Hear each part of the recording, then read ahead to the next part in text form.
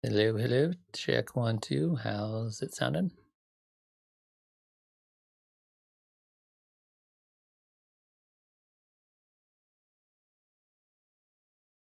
Sounds good. Let's get this thing rolling. All right, should be popping up in just a second. All right, there I am. Hello and welcome to Catalyze Music Academy. This is the Monday afternoon office hour stream where every Monday I come by and you guys come and ask me questions about anything you want, really. I mean, normally I restrict it to being relative to music or music production or Ableton Live or something, but you know what? You can go ahead and ask me questions about anything you want, and I will try my best to answer them as much as possible. So today, I didn't really have anything planned beforehand in terms of like what I was going to do, uh, though I was going to do some modular synthesis, but I don't know if the camera setup is ready to go for modular synthesis stuff right now. But I might in the future for Monday streams be integrating more modular in here because I think it'd be really fun, and I think it would be I think I figured out the camera situation for the modular, kind of. Camera on the modular still looks a little bit too bright, so I need to fix that. But I might be doing some more hardware stuff on Mondays as we go forth, maybe starting next week. What's up, After Party? How you doing today? Welcome to the stream. The other thing that I've been wondering about is, well, number one, we got to 2,500 subscribers this week, which is super dope. I'm really stoked about that. But it's really cool to see the progression of the channel. Kind of like it's a really solid, steady progression. But I'm trying to figure out how I can break through some of the YouTube algorithm stuff. I feel like there's one big thing I know I could change to help grow the channel. But I would also just like to put it out there. If you guys have any suggestions for things you've seen be successful on other YouTube channels, other Ableton kind of channels, if you guys have any thoughts or things of like either topics I could cover or just ideas for, you know, what you've seen work and what has helped grow other channels, let me know because that's something I need to figure out. it's definitely something I need to work on. The big thing I definitely need to work on is my thumbnails, my YouTube thumbnails for the videos. I feel like that is a big factor in terms of how successful or not successful the videos are. So I am trying to figure out how to up my YouTube game. What's up, username? How you doing?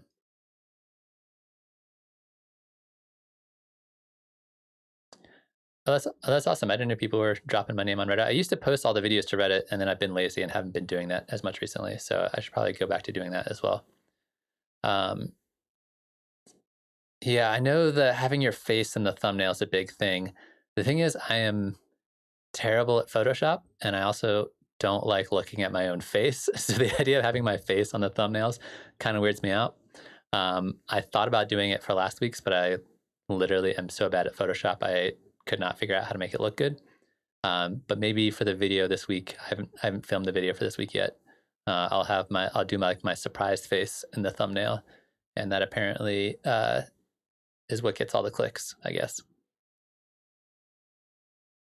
But I'll probably ask you guys a few times throughout the stream as more people kind of come and go through the stream and see if you guys have any other thoughts on it. But I want to level up my YouTube game because I feel like the content is I feel like I'm feeling really good about the content. I feel like the stuff I'm releasing feels really, really solid to me.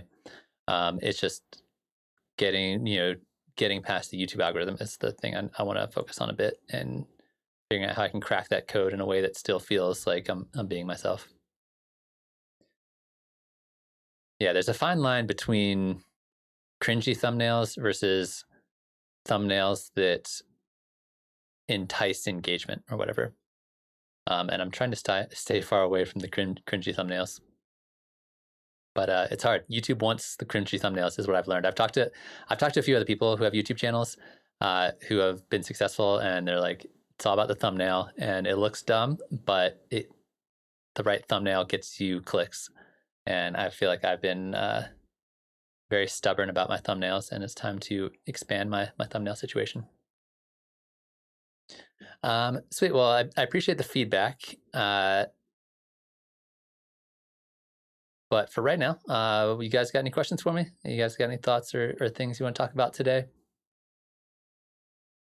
There was something I wanted to talk about earlier today, but I forget what it was. It wasn't a sound design thing, but it was something related to that. I forget. Sometimes the idea is when I'm just like hanging out, making music by myself. I'm like, oh, we should talk about this on stream. And then I forget what it is. So I'm a blank slate. I'm here for you guys to start tossing out ideas for what we're going to go over today.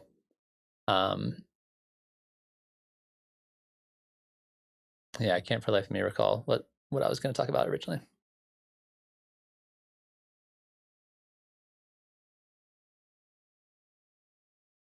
So I guess let's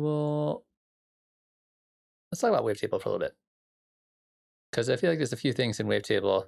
Somebody wanted to talk about the matrix last week, and I think that we never got into that. But understanding how the matrix works, I think, is very much the key to unlocking Wavetable itself, as well as just lots of different kinds of synthesizers. So I don't recall who was asking about this last week, but we'll talk about it now, and then I might have to go back and figure out who was asking about it. So the matrix page, the MIDI page, and the MP page are all really kind of the same concept. They're all different ways to modulate anything you want. And the thing that I love about Wavetable, as opposed to pretty much every other synthesizer in live, is that you can modulate everything. And it starts with 3 options for you to modulate: volume, pitch, and oscillator position. Those are the 3 defaults. Those will always be there. However, when you click on a different parameter, if you clicked on frequency, for example, it shows up in the list. And then if you don't modulate this and you click on something else, like resonance, it just adds it to the list. So you can keep on clicking on things, and if you start to apply a modulator to them, if you click something else, it'll just keep on adding new ones. So you can just keep on adding, as far as I can tell, infinite destinations. So infinite parameters can be modulated. And you can turn them off without clicking them. So that's what the matrix is, basically a list of any parameter. So if you click on unison amount, you can't modulate number of voices. You can modulate glide. You can modulate almost everything. So whatever you want. And then we have 5 modulation sources. So we have the volume envelope. It's a little confusing here because you have volume as a destination, and then you have the volume envelope. These are 2 different things. And then we have our 2 auxiliary envelopes. And then we have LFO1 and LFO2. So 5 modulators we can kind of get information from, and we can map them in infinite places. Same thing is true for MIDI. We have incoming MIDI messages, and then we have parameters we can map them to. The list of parameters here will always be the same as the list of parameters here. So you could have velocity, MIDI note, pitch bend, channel pressure, or not pressure, aftertouch pressure, mod wheel, and randomization apply to whatever parameter you want. And then you also have MPE, where you can have MPE messages control those parameters. So that's kind of what the matrix is designed for. If you want to move a parameter over time, that's how you can do it. And all of the mod sources for the matrix page are over here. So here we have our 5 envelopes, not 5 envelopes, our 5 modulators, 3 envelopes. One, which is called the amp envelope, will always apply to the volume, no matter what you do. You can't turn this off of volume. You can also turn this on to other things if you want, but it will always go to volume. So for example, right now, if I just play a note, it's going to adjust the volume in this shape, in the attack, decay, sustain, release. So if I give it a bunch of attack, That means over the course of 2.75 seconds, it's going to turn the volume up. Once we've gone about the 3 seconds there, it's going to hit the peak here, and then it's going to turn itself down to whatever the sustain value is, which we'll put about 50%. So it goes up, hits that maximum value, then goes down to the sustain value as long as I'm holding down the note. And then the release is how long it takes after I let go of the note to turn back to negative infinity decibels. So let's make this a little faster. So it's going to go up, hit a maximum value, go down, sustain at a value here, which in this case is negative 17 decibels. And then when I let go, it's going to take this amount of time to turn it all the way down. I let go, it turns down. So that's how an envelope works. In this case, this is our volume envelope. However, as I mentioned, we can also make this apply to other parameters. So say we want this to apply to our oscillator 1 position. We can go to our matrix, find our oscillator 1 position, and then go to our volume envelope, and then turn it up. This amount here that you turn this up is a percentage base. So if you turn this on at like, I don't know, 1, it's only going to move 1% of the way up. Whereas if you go to 100, it's going to go 100% of the way up.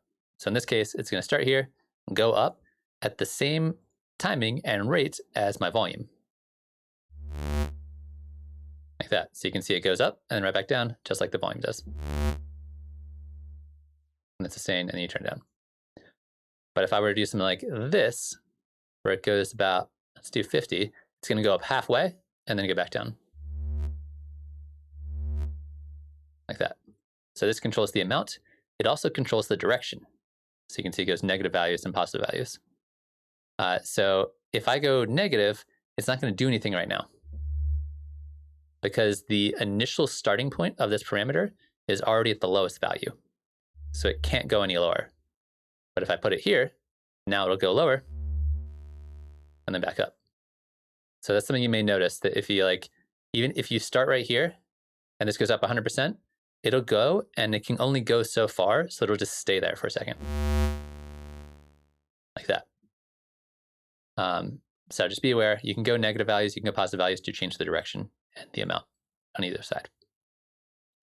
However, there might be a situation where you don't want the volume envelope and the motion of your oscillator 1 position to be the same. That's why they give you 2 auxiliary envelopes, envelope 2 and envelope 3. By default, envelope 2 and 3 do nothing. Doesn't matter where you put them, not going to change anything. But once you assign them a parameter to go to, then it will start to move and change. So we're going to give ourselves a really boring volume envelope. Just going to do something like this, just so we have something that plays like that. And then envelope 2, we're going to do a quick up and down. Okay, so we're going to go to our matrix. We're going to go to our oscillator position again and make this go up and down. So now this is going to move up and down based off of whatever settings I have here. And you can add curve to it. You can do all kinds of fun stuff with it. You can change the timing.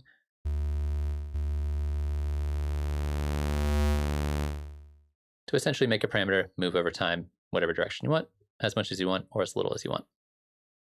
So that's kind of like how you connect these two things together here. Say I want to apply a different envelope to something like filter frequency right here. Again, you click on it, it shows up here. We can apply envelope 2 to filter frequency. Do something like this.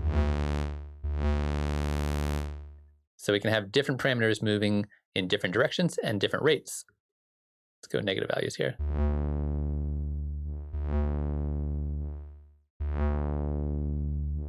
Like that. So it allows you to control everything going in different directions. And again, we can also use our amp envelope on something else. You can mix and match between those 3. So those are your envelopes. One cool thing that you can do here that I did mention in a video I made a while ago is that you can loop your envelopes. So you can set to trigger or to loop. When they're looped, it's essentially acting like an LFO. So if we apply envelope 2 to our filter frequency,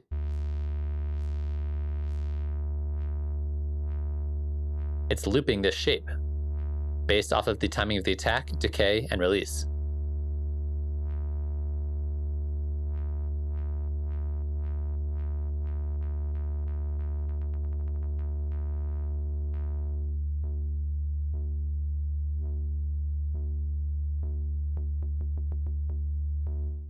So it gives you a lot of cool options for basically building kind of interesting shaped LFOs almost just by looping your envelope, which is kind of cool.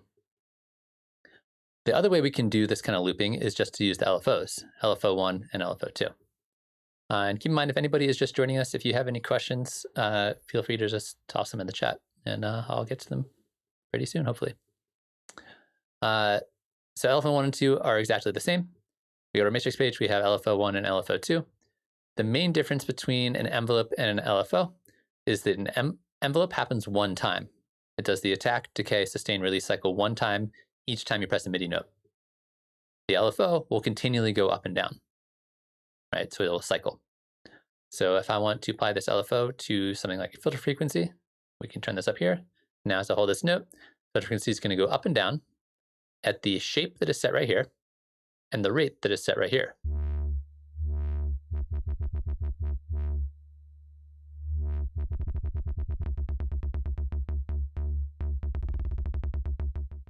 Like that. So again, we can control the amount here. Also, if we go to negative values, you can see here it's going down and then up, or here it's going up and then down. So if you go into negative values, it'll go the opposite direction first. Other than that, we can like randomize it, which is kind of cool. Up here, we can hit this note button and that'll sync it to the grid. So now it's gonna be every 8th note. Every 8th note is picking a new random value, or if I just set it to sine waves, these now cycle up and down in 8th notes. We have an amount here, which is different than the amount here. The only way that these two values are different, this value and this value, is you can automate and MIDI map this value. So you can change this over time with your MIDI controller, whereas you cannot MIDI map or automate this here. That's actually a pretty big, important distinction between the two.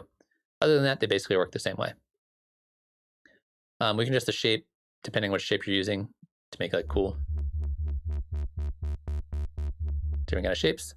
And we can offset it, basically the phase. So we can have it start at the bottom and go up, or start in the middle and go up, or start at the top and go down.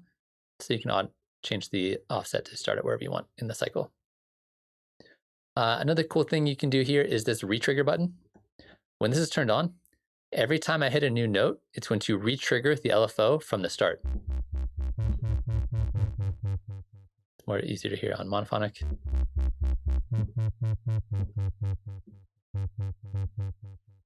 Whereas if you turn this off, you can play multiple notes and it'll keep the same cycle. That can be really important, especially if you're like triggering, like if you have like an arpeggiator or something like that, and it's triggering lots of really fast notes. Try this out with the arpeggiator. Let's make this slower.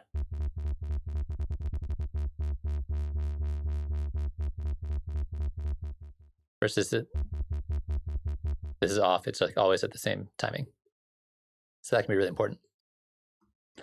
But yeah, LFO1 and LFO2 have all the exact same settings, and then those can be applied in different amounts. Oops, different amounts here. 2 different parameters. Or you can have multiple ones to the same parameter. You can also apply multiple LFOs or an envelope and an LFO to the same parameter at the same time. So in this case, we could have our envelope 2, which will do a quick up and down, as well as our LFO. Make this longer and slower, like that. So now it's going to be slowly moving up and down, while also quickly moving up and down in smaller amounts. Every time I play a new note. So you can use multiple modulators on the same parameter if you want, although that can get really complicated really fast. You can also do things like have one LFO control the rates of another LFO. So in this case, LFO2 will change the speed of LFO1. So you can use modulators to modulate each other. So you can see as this is moving up and down, this is speeding up and slowing down.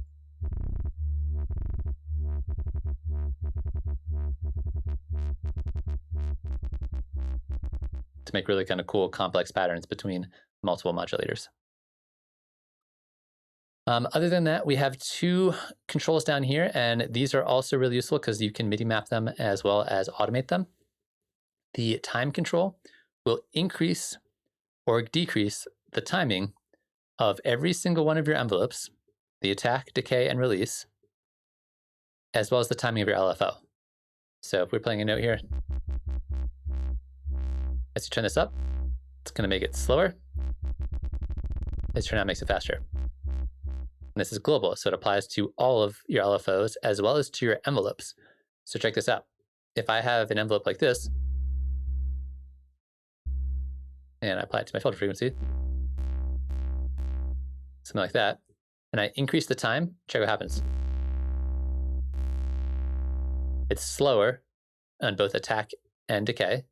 If I turn this down, it's faster on both attack and decay. So this just changes the timing of attack, decay, and release of all three of your envelopes, as well as timing of both your LFOs all simultaneously. And you can automate it. You can also modulate it with something, which is kind of weird, but you can do that. The other control here is the amount control, the global amount control. This control is basically, if you have these all set up here, this will turn them down so that they will be less or more, because you can turn up to 200%. So if we wanted, for example, a little bit of LFO here, if I turn this up, it moves farther up and down in either direction. And if I turn this down, it makes it more subtle.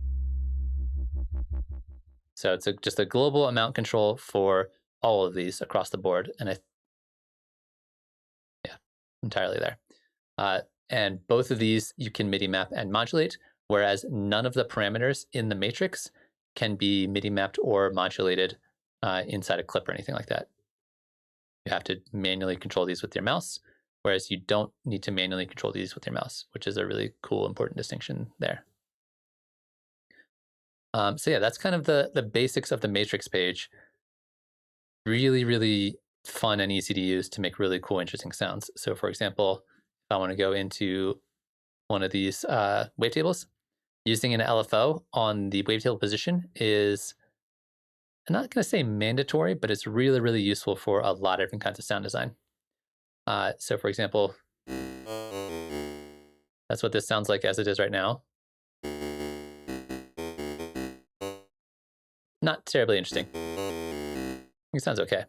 But if we give a little bit of LFO on the oscillator position,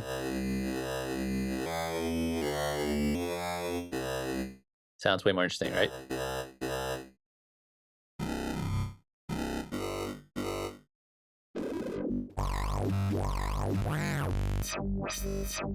Like that's infinitely more interesting than just,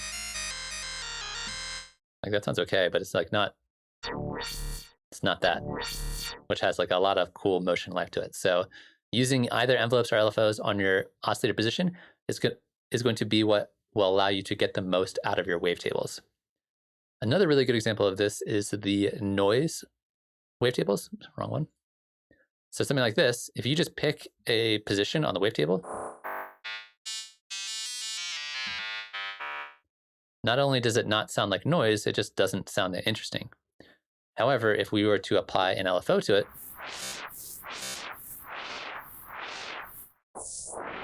actually sounds like noise. And this is true for pretty much everything in the noise category. Without that, it's very pitched and sounds just like an oscillator. Whereas if you apply an LFO to it,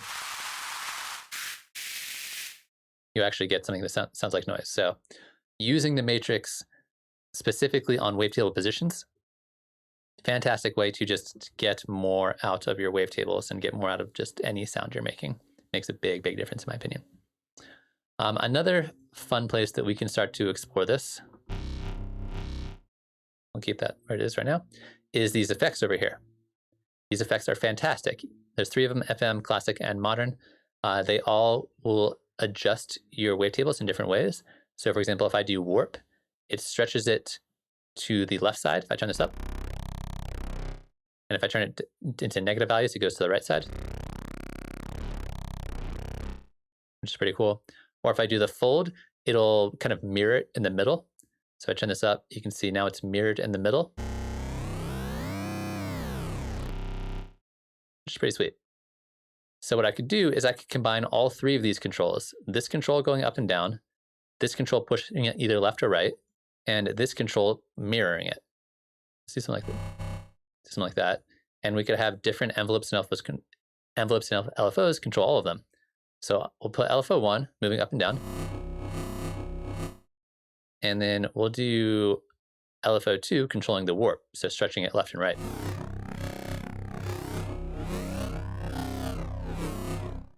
And because they have different rates and different amounts, we get all kinds of interesting, cool textures in there that are really fun to explore.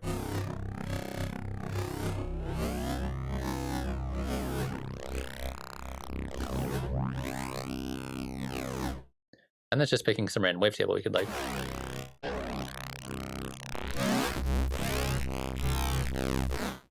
Kind of explore that and kind of see where that takes us, and depending on what we want to do with it, be more subtle about it. Or be really obvious and like turn this way up. So those controls are really fun. Let's actually put, let's do the fold here.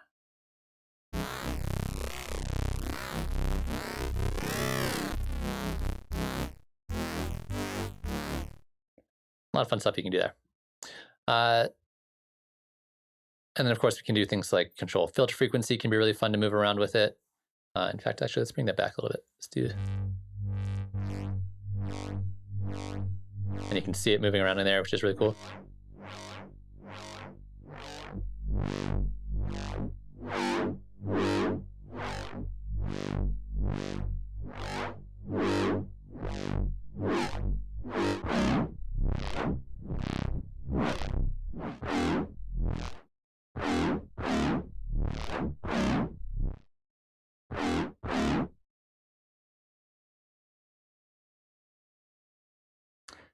That's a good point. After party, what do you think's a better name than office hours? Just ask me anything about Ableton.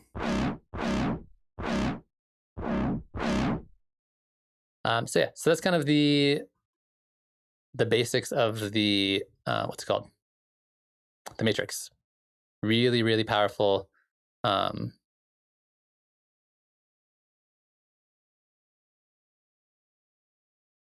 Just the tons of stuff you can do with it, and that's how you're going to be getting most of your really cool, interesting motion and movement out of just wavetable in general. Just because it's like so much of how this synthesizer works is based around things moving as you're playing notes. Yeah, any questions about that? Any thoughts, ideas? Anybody out there?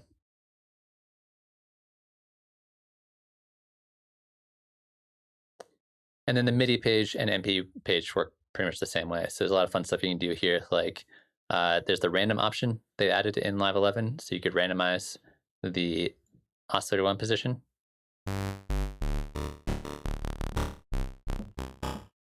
So each time you play a different note, play it around and then kind of do different things with it. You could also have like note control the position. That's kind of cool. So as you play a lower note, it's going to be a lower part of the wavetable. And then as you go higher, you can go lower, higher in either direction. Yeah, the issue with that after party is I usually don't decide what I'm going to be talking about until I start the stream. So that might just be me needing to plan more ahead and have ideas ready to go, which I do sometimes for different streams.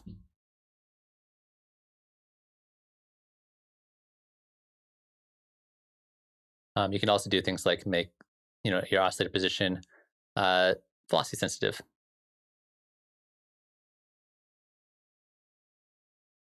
But yeah, tons of cool things available in the Matrix, MIDI, and MP page if you're using MP stuff. Although I still have not really gotten used to the MP workflow. What's up, Hef? How are you doing today?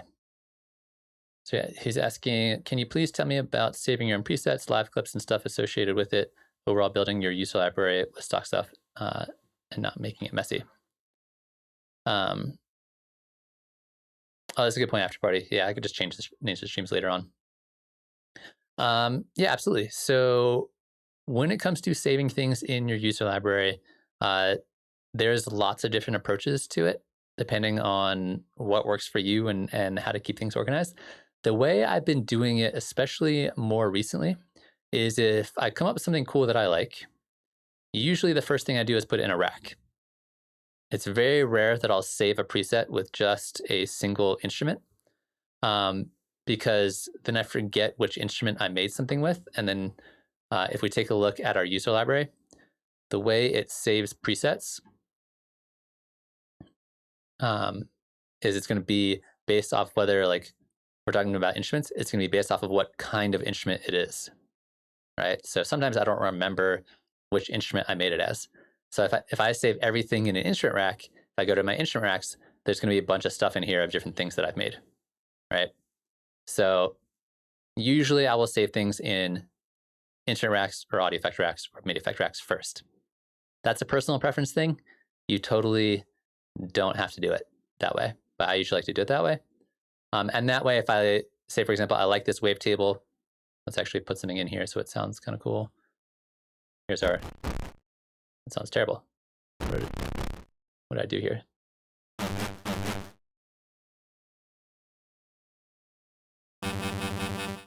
I just made that really fast for some reason.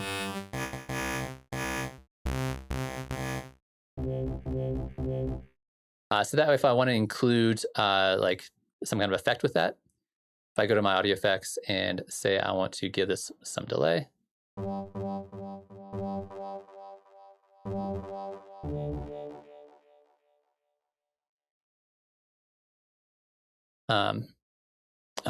let me finish my train of thought here before I lose it, and then I'll get to your next question.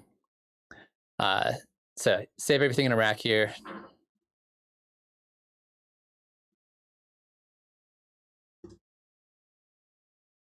Hit this button, gets saved in here. And then immediately, as soon as I do that, I'm going to right click on it and save it into one of my collections. So I don't have them labeled here, but the collections are all for different kinds of sounds. So red is my max for live, orange is effects, yellow are instruments, green are synths, blue are bass, purple is drums, and then gray I just use for like classes and things like that.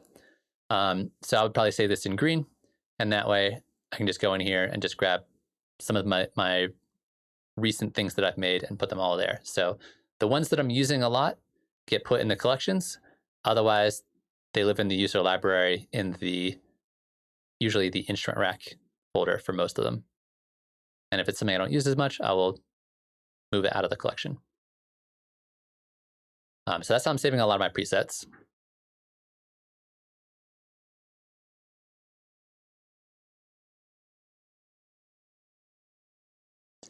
Yeah, so you can absolutely save both MIDI clips and automation in those MIDI clips for your racks, absolutely.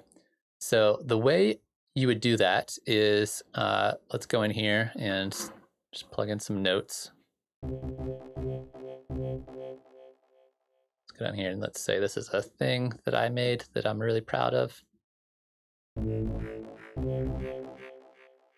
And say we wanted to have a couple clips. One of them is just going to be regular, and then one of them, let's say we want to automate, have no delay on it. So this one has delay. This one has no delay, right? Or whatever combination of clips you want. You can not only save individual MIDI clips like this, but you can also save the entire track. And this is actually, if you're into this kind of workflow, this can work really well. And the way you do that is, I would probably somewhere in your user library, just right click and hit new folder. Oops, not inside that folder. Let's call this racks with clips. You can call it whatever you want. Let me move this to be outside there.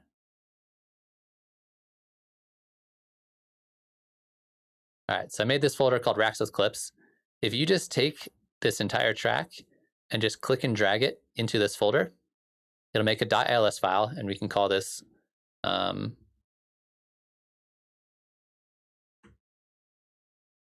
rack with clips example.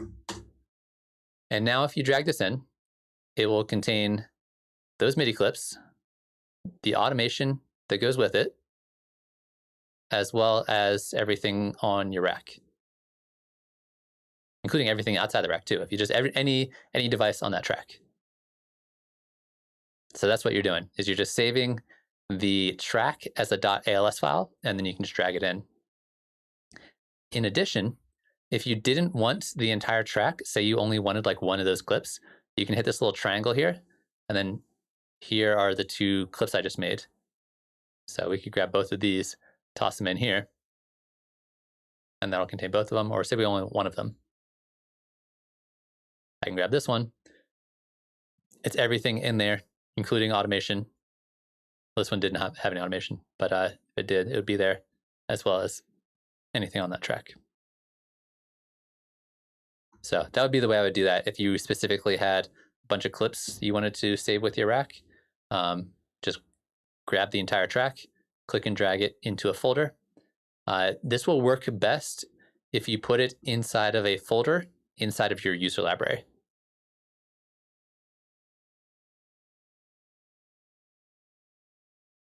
The reason for that is the user library is a project folder, and it's way easier to save tracks as .als files inside a project folder.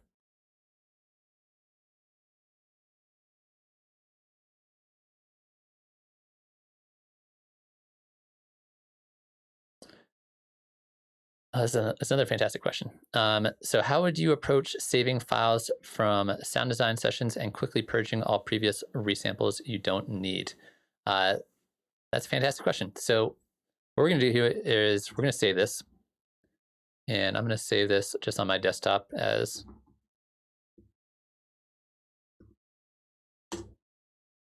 sound design example. And we are going to duplicate this entire thing. And we're just going to freeze and flatten it. So I'm assuming you're doing stuff like this, where you're just like, you're making a bunch of sound design, you're freezing things, you're flattening things, you're doing a bunch of stuff, that kind of thing, right? Now, I'm assuming what you're worried about is you froze a bunch of stuff, and then there's going to be a bunch of files you didn't use, and they're just taking up space on your hard drive, correct? That's the main issue you're worried about? If that's the case, what you could do would be like, so say I like this one, but I don't like this one. This one's useless to me. I'm gonna go ahead and delete it, right? What I'm gonna do next is I'm gonna hit the save button. And then what you can do is go up to File and hit Manage Files. And then it's gonna give you options for Manage Set, Manage Project, and Manage User Library. You're gonna hit Manage Project. And then here, you're gonna have missing files, external files, and then unused files. This is really important. So it says one file, 1.5 megabytes in this project is not used in any sets, clips, or presets. This is really important. So I had to first delete the file here and then hit save. And then Live is going to analyze your project folder, and it's going to ask, hey, like, there's a couple of files here that are not used in any versions of this project, in which case it's just that one that I deleted right here. So if you're worried about big, say you did like a big sound design thing and you like, you delete a bunch of stuff, you can go in here, hit show, it'll show up right here. You can right click on it, hit delete, and then move it to your trash. In my case, I only had one sample there, but if you had like 20 samples in there, you could just delete all at the same time. And that was going to be by far the best way to get rid of unused projects or unused files when you're doing sound design. Because I've definitely been there where I'm just like, just making lots of noises and weird sounds. And then I'm like, you know what? 1/5 of these sounds that I just spent making are actually usable. So you can just find them all here in the unused files, but you have to delete them out of your project first, then hit save, then check manage files, manage project. And I can see down here, it says there are no unused files because we deleted that one file. Let me know if that doesn't make sense.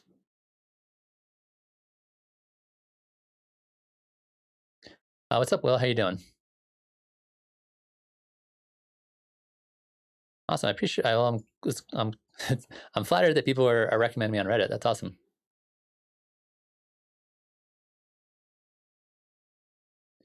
Okay, so this is a good question. So Will's asking, who are some of my favorite Ableton YouTubers for tips and tricks?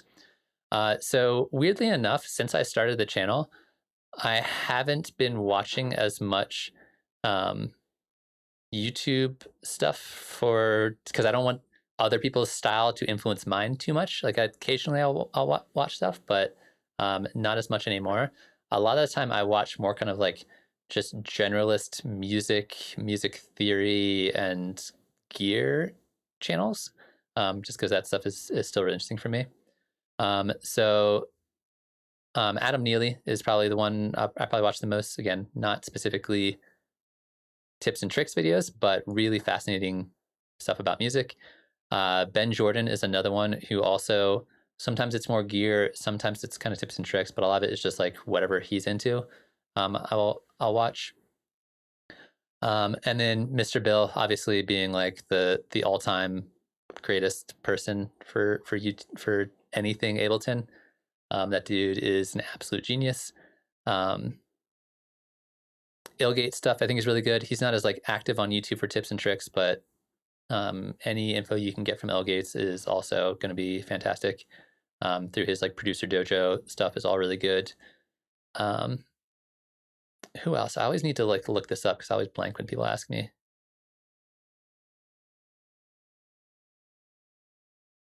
Just in general, who I've been watching recently.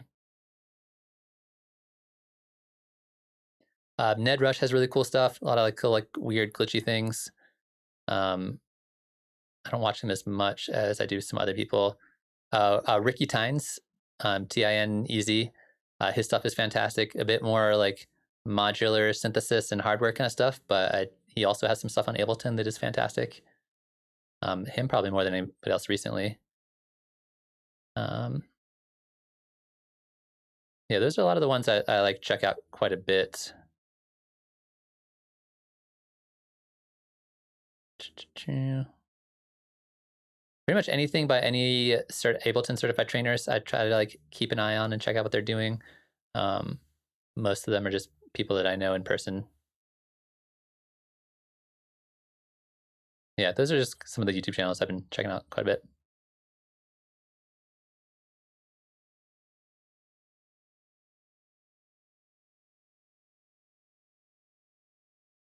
Yeah, I'll think of some more in a minute. As like always, there's always like a handful of people that I think absolutely deserve shout outs, and every time somebody asks me that question, I always forget them until like the next day.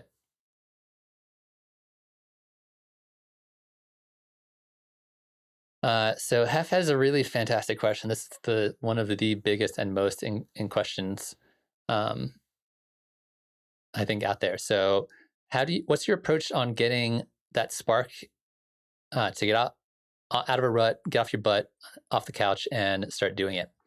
I think there's a lot of different techniques for doing this because writer's block and creative blocks have been something that I have both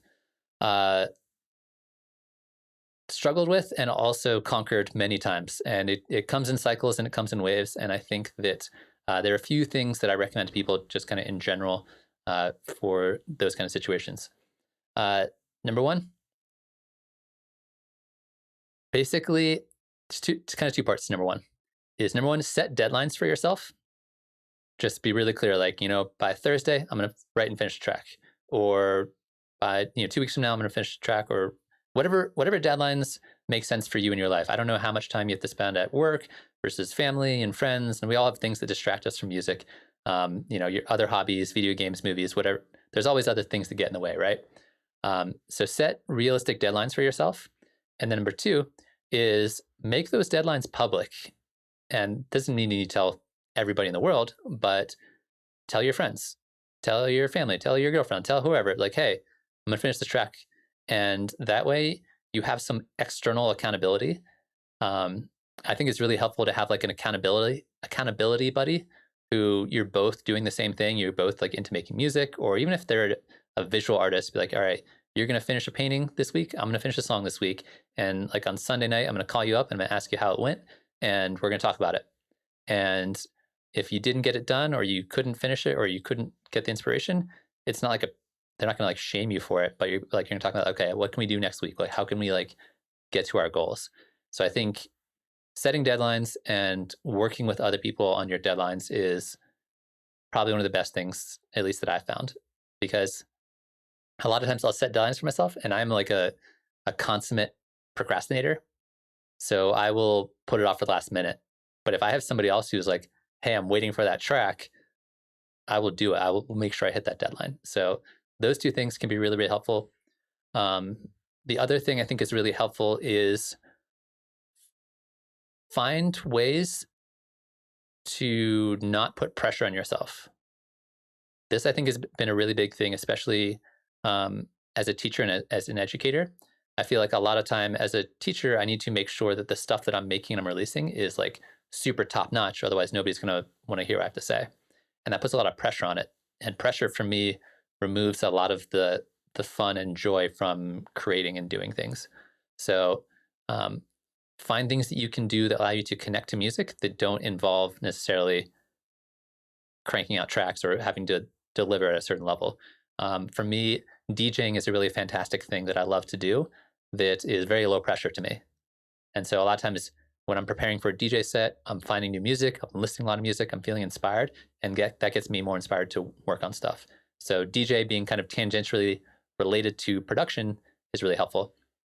Modular synthesis, which Will is asking about. Yeah, I have a modular synthesizer sitting right here.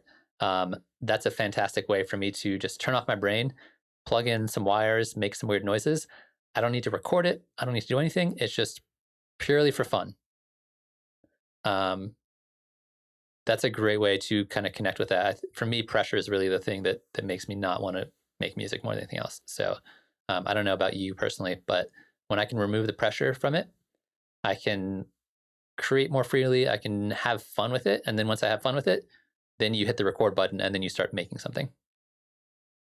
The last piece of advice I have for somebody, I have a lot more than this, but the last one I'm going to mention right now, at least for now, is for somebody who has writer's block, is set yourself up for success.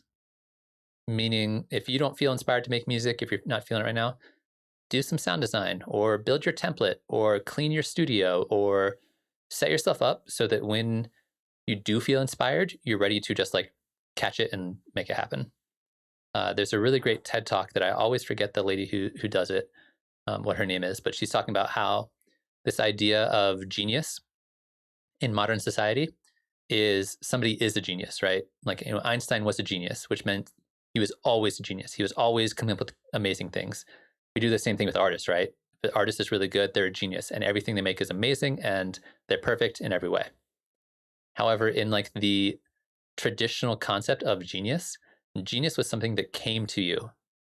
So, or inspiration comes to you, you feel inspired, and then it leaves you and goes to somebody else.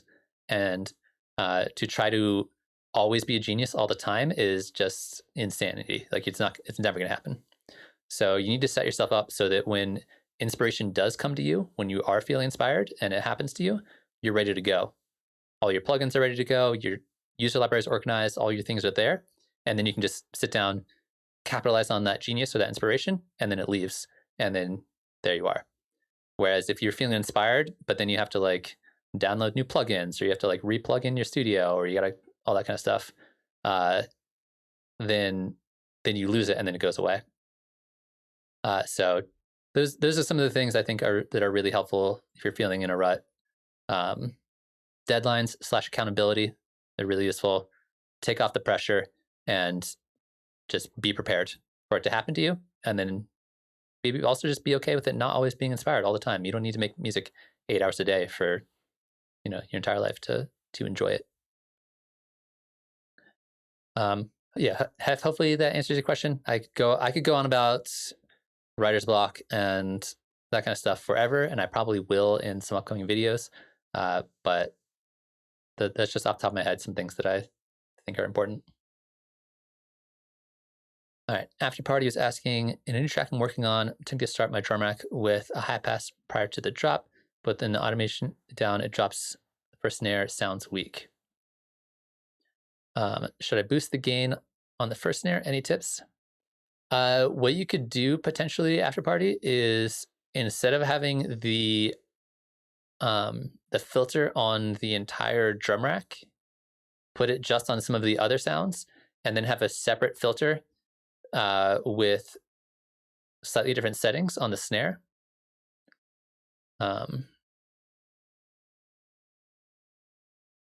And that way you can get a little bit more of that snare in there, and you can still kind of hear it and still get that sweep kind of thing going on.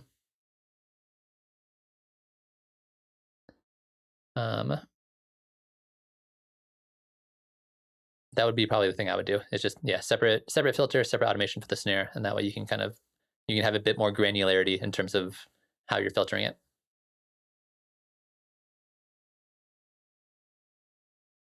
But yeah, to answer your question, I got my modular set up here. I'm thinking about doing some modular streams. Probably next Monday, I'll do a modular stream, just because I haven't done one in a while.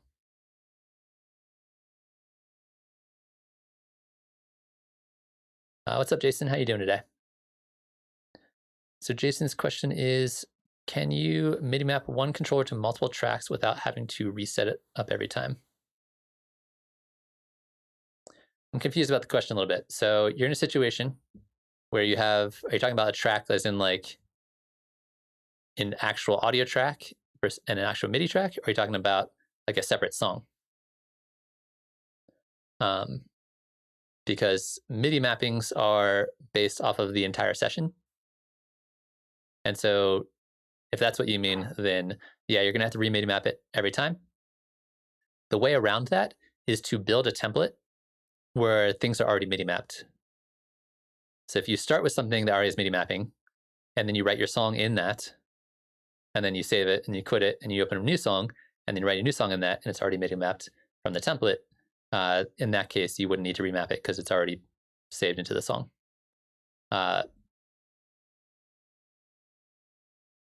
That's going to be otherwise you are going to have to manually remap stuff every single time, which is unfortunate. But the MIDI mappings stay saved to the actual track itself,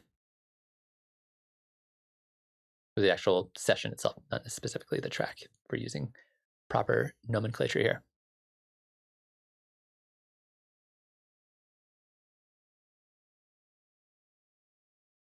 Yeah, After Party, a little bit of silence right before the beat drops is super important to making sure that that drop actually feels kind of feels loud and impactful.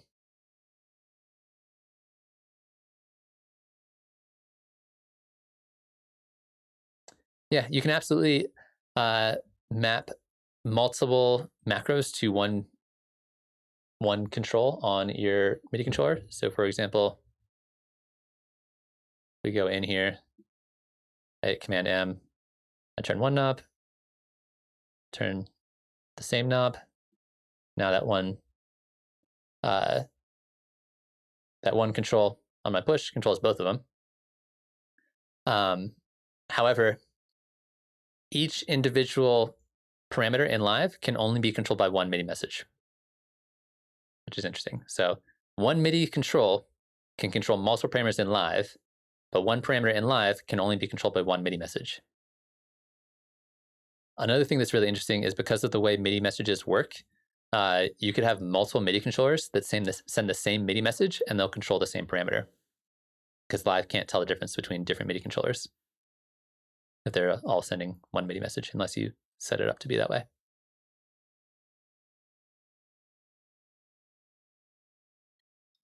Nice. Well, yeah, I've got a couple of videos on the channel from a while back where I talked about how I sync up live with modular, and it's super fun. I built out my one case that I have, and I haven't bought any modular in like 8 months, and I'm itching to buy some more because I made a promise to myself when I started my modular setup. I have one case, and that's all I get. Whereas most people, once they fill one case, they start filling another case and then filling another case, and that's just how you get those big walls of modular synthesizers. So I haven't spent any money on it recently, but there's a few modules I got my eye on that I really want to swap in to my case.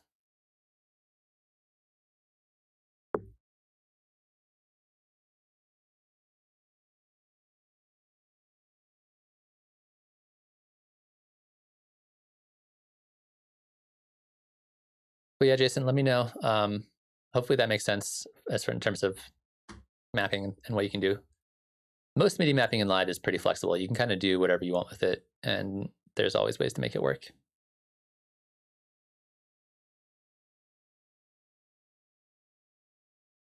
Yeah, people always forget about key mappings. Key mappings are really, really useful in templates.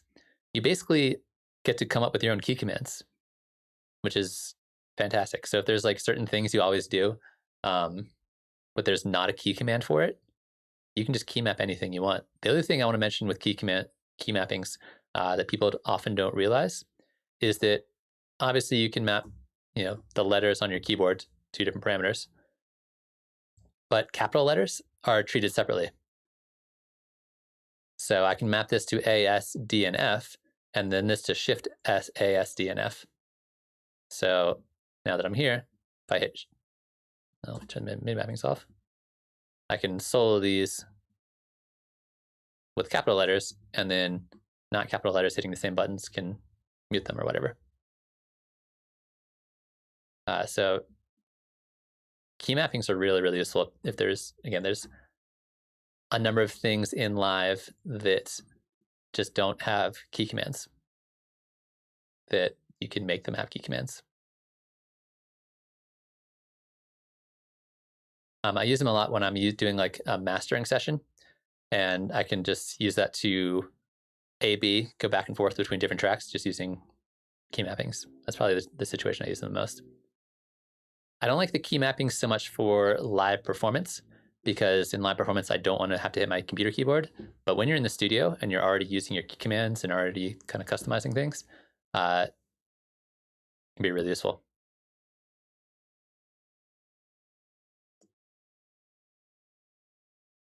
The other thing I've seen people use key commands for is like the metronome, for example. If you're using Pro Tools, I forget what the key command for the metronome is in Pro Tools. I think it's like Command K or something like that.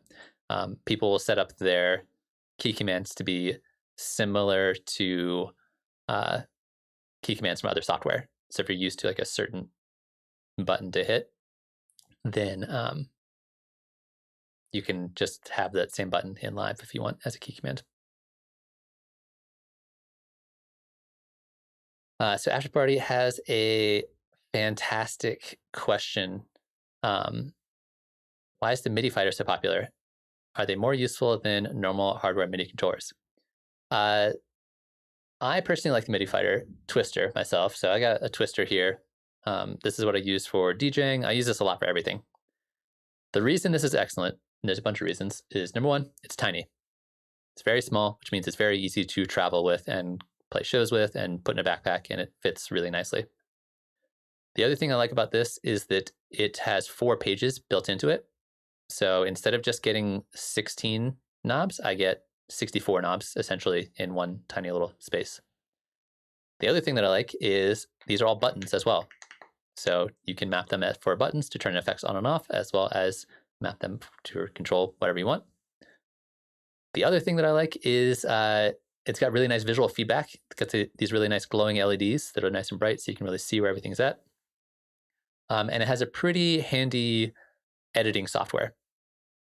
So you can edit, how these buttons work and knobs work in lots of different ways. So that's why I like the Twister. Probably one of my favorite MIDI controllers besides the Push that's out there. The regular MIDI fighter, I think it's cool. The buttons are really fun to press on the regular MIDI fighter. They're little like arcade buttons. My only issue with the regular MIDI fighter is that they're not velocity sensitive. So if you're playing things, it's all going to be the same velocity, which is, if you're doing like a DJ set and you don't need to be velocity sensitive, that's totally fine. But that's my only issue with the regular MIDI fighter. If they made those buttons velocity sensitive, I would just buy like 5 of them and just use them for everything. But all the nice things that I said about the MIDI fighter twister also apply to the regular MIDI fighter. You get 64 buttons. They're really fun to play, really nice visual feedback, really compact, really easy to use. Those are just fantastic controllers, and they're pretty affordable. But a lot of the things that you want to do with a regular hardware controller, you could also do with MIDI fighter and vice versa. There's nothing like super special about the MIDI fighter that you can't get with another controller, except for the shape and size of it. And they're really nicely built. There's like quality MIDI controllers. A lot of times, a lot of like the Akai, like the APC and things like that. I like the APC. Same thing with like the Launchpad. They just feel a little cheap. They're a little plasticky, and I've had them break on me before. Whereas the MIDI fighter twister is built like a rock. Like I could drop this thing and I would not worry about it working. I'm not going to drop it, but if I did drop it, I would not feel super concerned about it.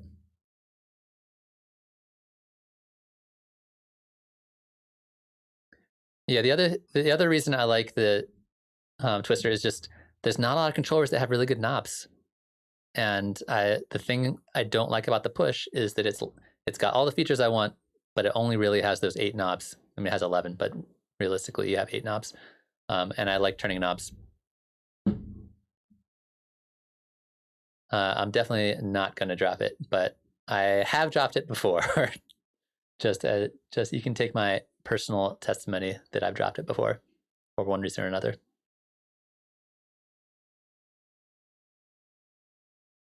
That's a good idea, using different languages for different key commands. I haven't gotten to the point where I would need to do that, but I'll keep that in mind in case I want to have some Japanese key commands.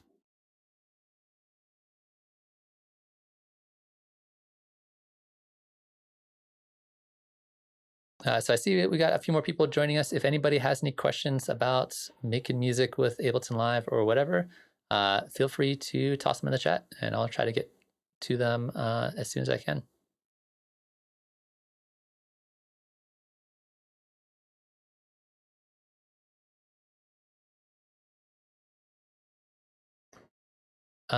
Hef, so I've used Serato and Ableton before with Link, but that's basically at the extent that I took it, just to kind of see how it worked, and it worked.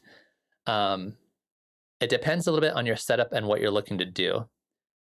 If I was going to build a setup around Serato and Live, I would most likely be doing all the DJ stuff in Serato, like normal, and then basically use Live as essentially either extra backing tracks for loops or one-shots.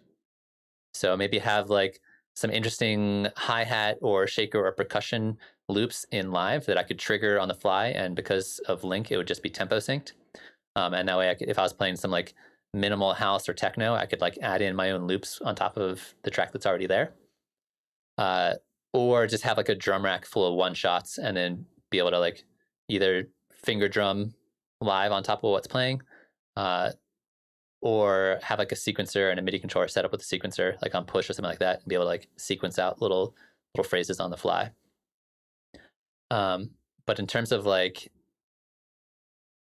you know, interesting ways to like control both of them at the same time, I suppose you could like MIDI map a filter in Live with like a filter in Serato, like a low pass, high pass or something like that, and be able to like do filter sweeps on your extra backing stuff in Live as at the same time as your stuff coming through Serato. Or depending on your setup, if you are running out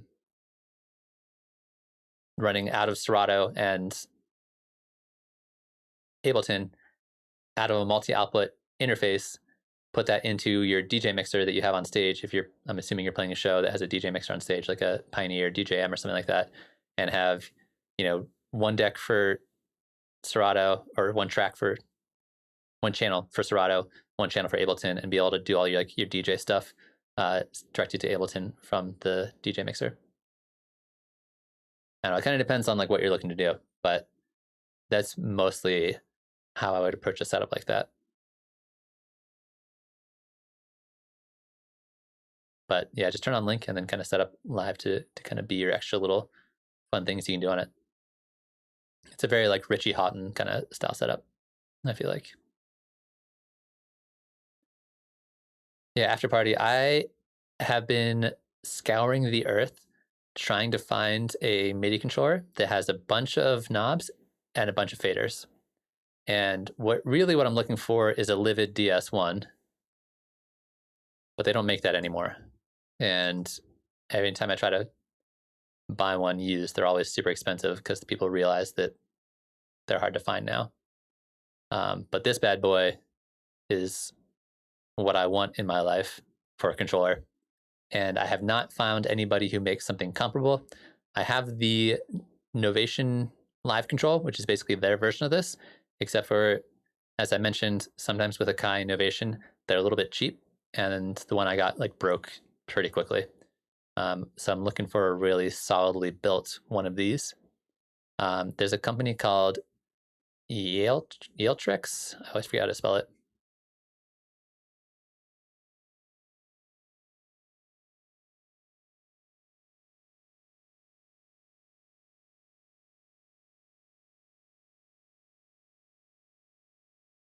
These guys, where you can like custom design your own controllers, and they look amazing.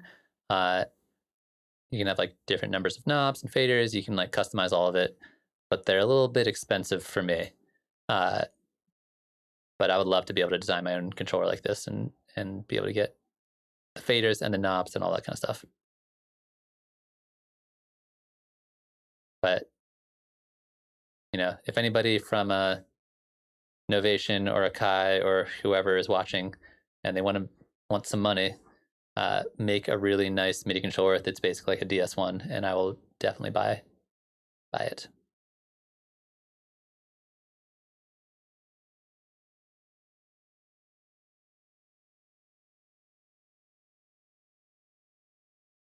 All right, so After Party is asking about if I have a few people in an improv session with me, all sequenced to Live's grid, can I record their audio in arrangement view and simultaneously make a drum loop to push in session view? Yeah, absolutely. A lot of people don't realize this, but you can 100% use the session view and the arrangement view together at the same time. So for example, if we have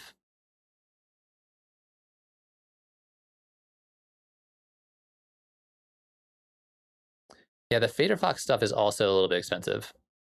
I want something that's built well and semi-reasonably priced. And that seems like a hard thing to ask for in the world of MIDI controllers.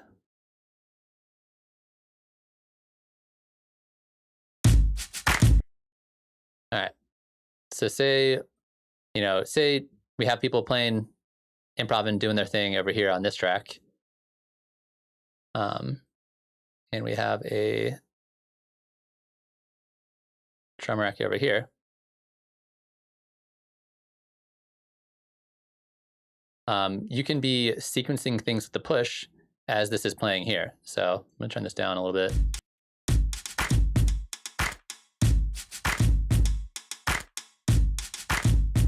I go in here, go to this clip, and then, oh my God, I can't see anything I want to push because it's too bright in here.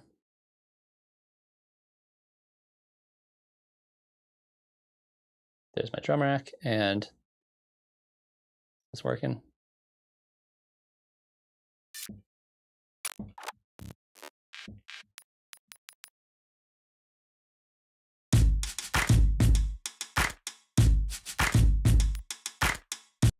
You can just start layering in things this way.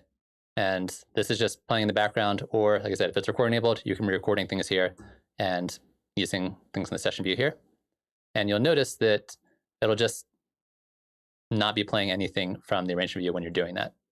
So you can only play a clip at one or the other per track, but it's on a per track basis. So I can be, let me get rid of this bad boy here. So I can be playing something here and then playing a clip in the session view over here simultaneously, and that's totally fine. You can totally do that. If there were clips already here, those would be grayed out and we won't be able to hear them. So you can't be playing something from a session view, and then at the same time, also playing something from the arrangement view on the same track. But if they're on separate tracks, every track is its own unique thing, and they're totally separate from each other, and it's not a big deal.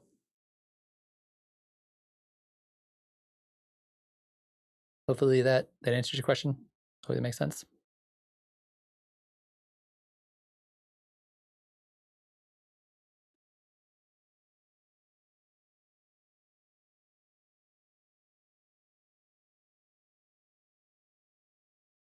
Sweet. So if anybody has any questions about making music with Live, feel free to let me know in the chat.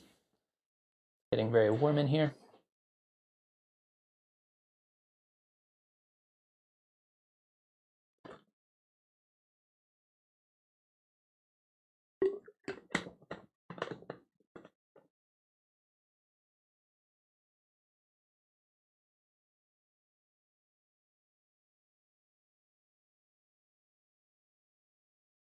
So Afterparty's asking, while the arrangement view is recording, can I hit record on the push to record a clip in the session, or that screw up what's going on in the arrangement?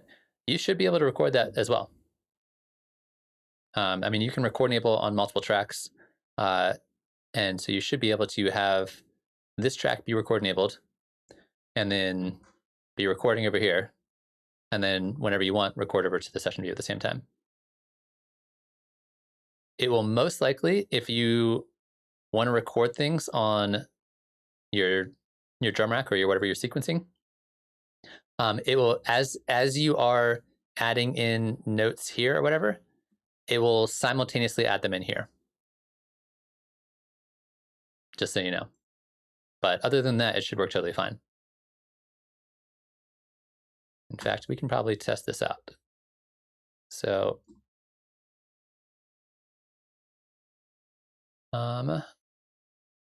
let's do this, because that won't work.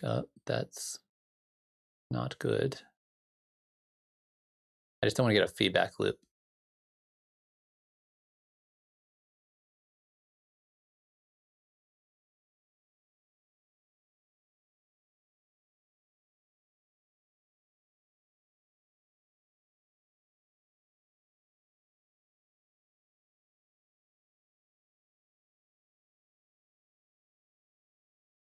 All right, sorry about that. I realized as soon as I clicked that button that my streaming setup hates it when I do anything to change the inputs of my audio, even if it has nothing to do with OBS or my audio interface. It just doesn't like it. So you'll just have to take my word for it that you can record to the session view on one track and the arrangement view on the other track, and it should work totally fine. But when you are recording to session view, it will also record it to the arrangement view. But other than, I mean, it'll still behave the way you think it will and the way you want it to. But I apologize that hopefully everything's working now and you can hear everything.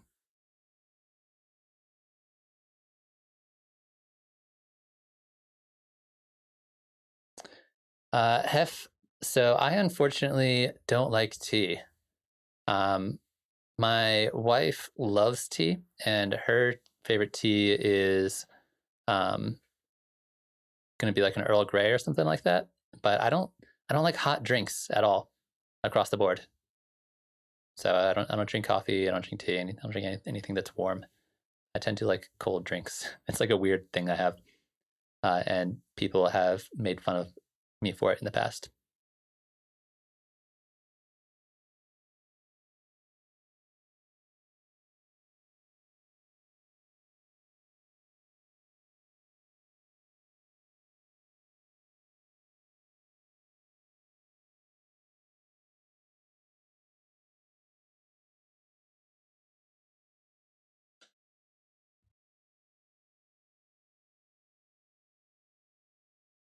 Sweet. Well, anybody else have any questions that are related to either tea or Ableton Live? You are more than welcome to ask them in the chat. Also, if you guys have any ideas for upcoming videos that I should make, I have have not filmed the video for this week yet, so I need to figure out what I'm doing and film it tomorrow. So I'm open to concepts or things you might want to see presented in video form on the channel.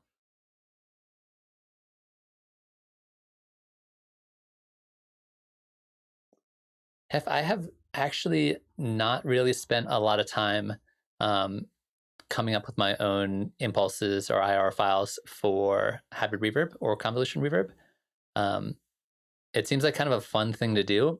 It seems to me kind of like making my own wavetables from scratch, where it's cool. It's a cool concept, but in reality, it's more trouble than it's worth. And so I haven't really spent a lot of time making my own impulse responses in hybrid or whatever. But I can look into it. I can play around with it and see if I come up with anything cool. It just seems like the ones that are already there are going to be better. Oh, I almost dropped my MIDI fighter. The ones that are already there are going to be better than the ones that I did. I'm going to come up with from scratch, but I have not taken a lot of time to look into it.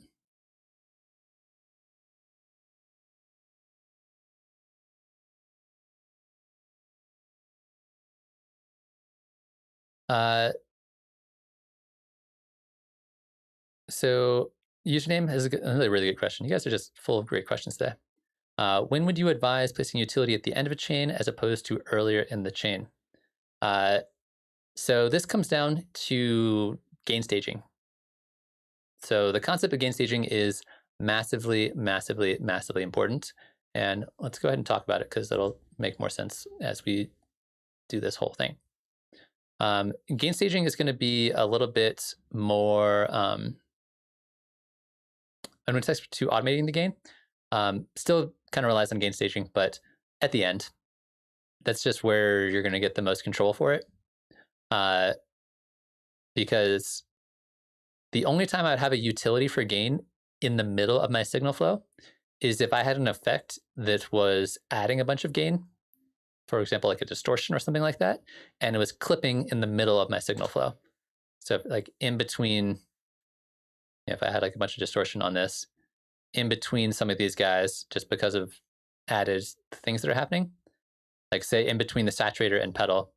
Saturator is not a great example because there's an output gain control right here. But something like this, where we have, here we go, here's an example, where we have like redux and then a pedal, and my volume going into the redux was not clipping. And then going into the pedal, it was clipping. Then I would take a utility, put it in between the two, and adjust it as needed. That's the only situation where I'd ever use a utility for gain in the middle of my signal flow. Other than that, pretty much always at the end of the signal flow, and that way I can control exactly the amount. Because if I do my automation over here, where I have this kind of fading in or fade out or doing something like that, the other effects are going to be adding or changing the gain along the way to something that might not be exactly where I want it to be. So by putting the utility at the end, I get control over like the final say of where the volume is going to be and how I want it to automate. So pretty much always at the end is going to be the answer to that question.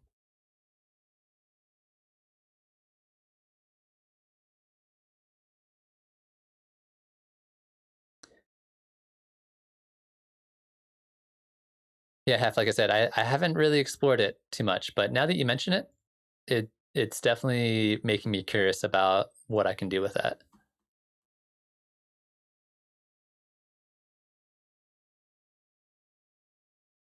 I want to try it out.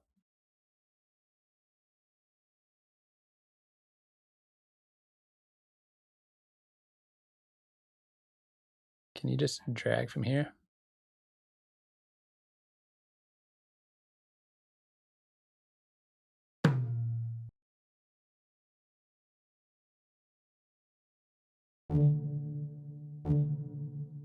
Let's just make it just convolution. That sounds kind of cool.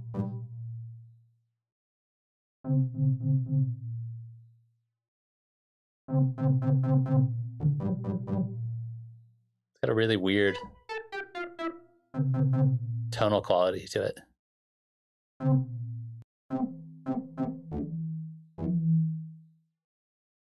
like a kind of weird low end feedbacky kind of quality to it. Now that you like bring this up, I'm definitely gonna like have to explore and just find a bunch of weird samples to toss in here and see if anything sounds cool.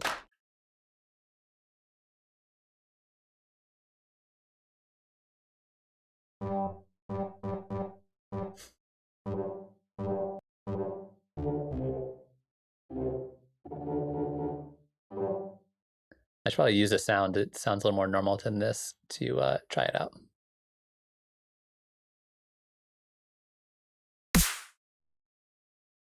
Sure, we'll use that.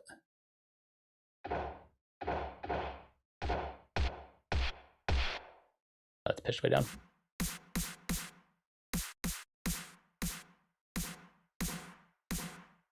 That's not too bad. It could work.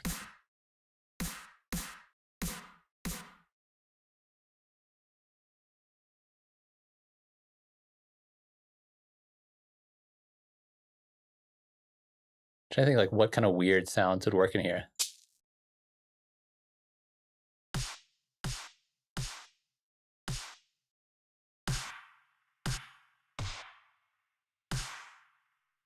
It's kind of cool.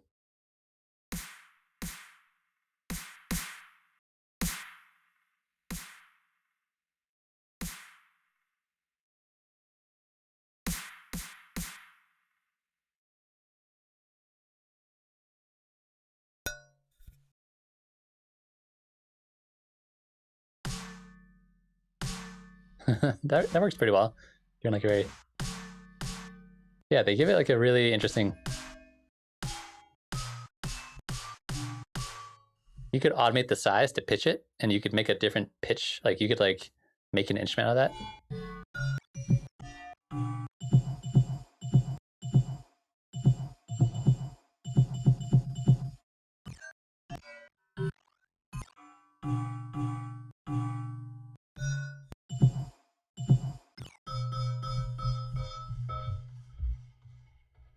You can hear it.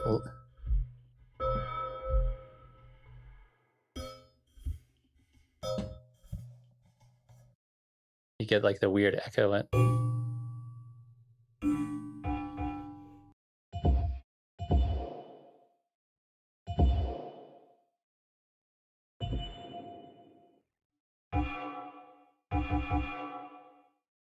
Yeah, there's definitely some potential here.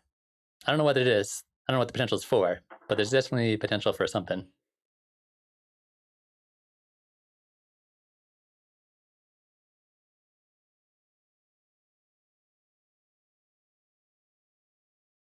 So After Party's asking, you mentioned in a previous stream that you use saturation to bring up the gain during the mastering process. What saturators do you use typically? So the live saturator is definitely one of them. It's just easy to use, sounds good, it's hard to mess it up. The other one that I use quite a bit is the FabFilter Saturn. This is just a all-around just fantastic saturation device. It's a bit more complicated, so you have to spend a little bit more time like going there and dialing it in and kind of get it to sound the way you want.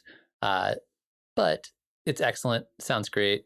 A lot of really good presets in here too that you can just try out.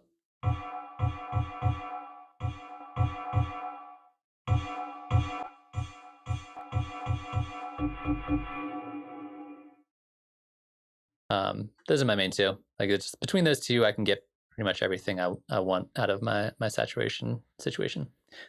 Saturation Situation is going to be the name of my new album.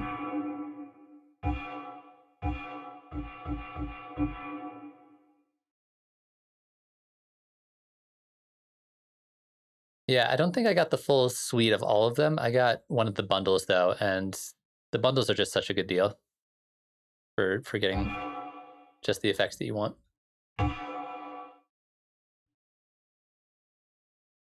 Sometimes the interface is kind of a pain with like all the like dragging things around for modulation, but other than that, I really love the FabFilter stuff.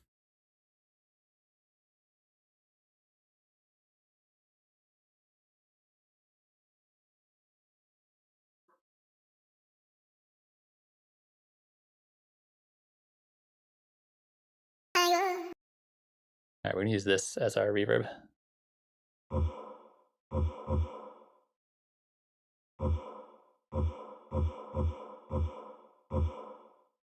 Does it only grab the first little bit of it?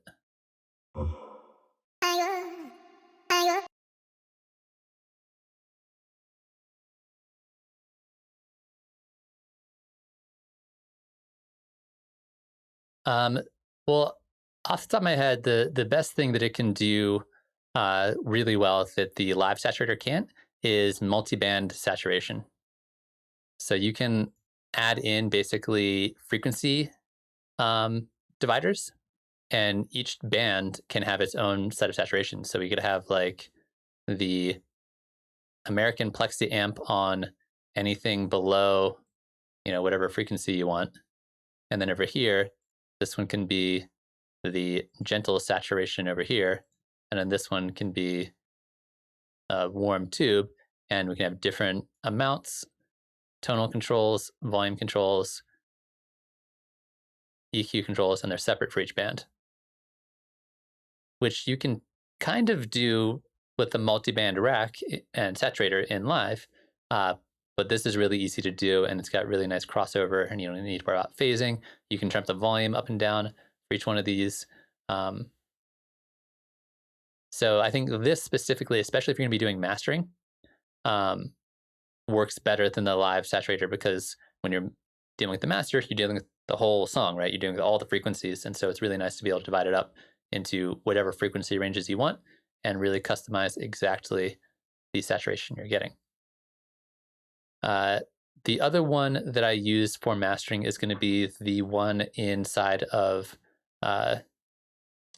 Ozone, which I think this is better than the one in Ozone, but very similar in terms of what you can do with it in terms of different bands and customizing settings for each band. So if you already have Ozone, this is going to be a little bit more comparable to that, but I like this a little bit better. Although the one in Ozone I think is slightly easier to use, and this one also, because there's more settings and more options, can take a little bit longer to dial in. But when I'm mastering, I don't mind spending a little extra time just going through and tweaking and dialing in all the settings the way I want them to. What's up, Figgy? How are you doing today? But yeah, pretty much all the FabFilter stuff is really fantastic. Like I don't use a lot of third-party plugins these days, but when I do, it's almost always either FabFilter, Valhalla, or Contact. Those are like my go-to plugins for everyday usage. All the other plugins are just purely whenever I feel like it.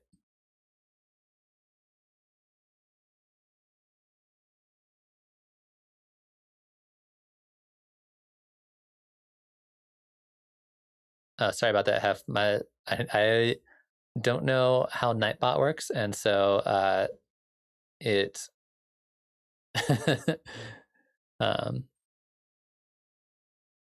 I don't know how to control Nightbot, and so it has a mind of its own.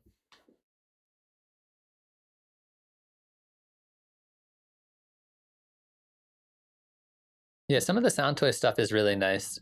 The crystallizer is really cool for Sound Toys. Decapitator is really cool. Sometimes their interfaces bug me a little bit. I wish they were a little bit more user-friendly. But in terms of like sound, and like audio quality and cool stuff you can do with it, I like the Sound Toy stuff quite a bit. I used to use them all the time, and I haven't really used them recently. And when they go on sale, they're very affordable. All right. So I wanted to see what this snare sounds like with the vocal reverb.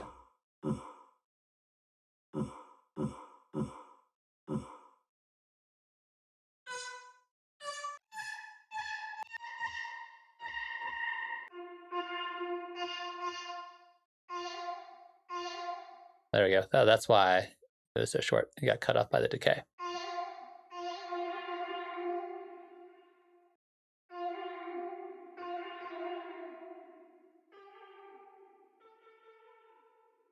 That's actually pretty cool.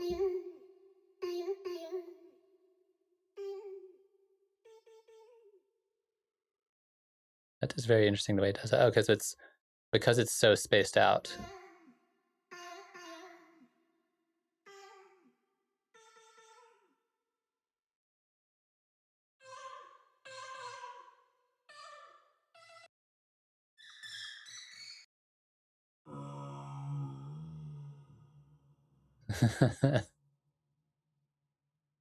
We'll get there eventually.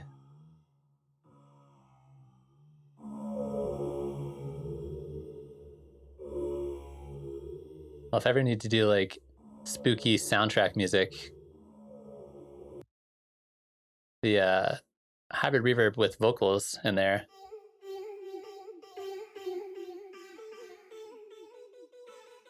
I haven't tried thermal yet, Figgy. I meant to when it first came out because it looked really awesome, and then I just have never gotten around to it, but it looks really dope.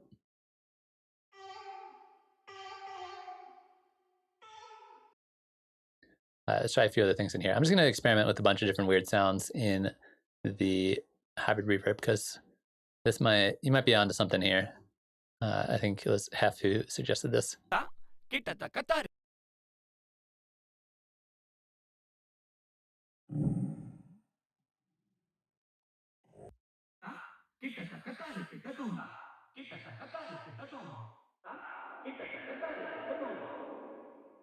That's kind of cool, actually.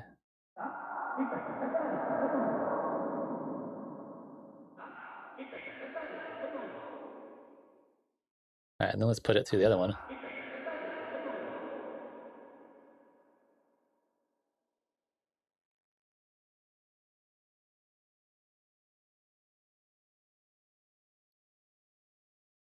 So, Hef, what do you mean by that, by expanding the effects rows?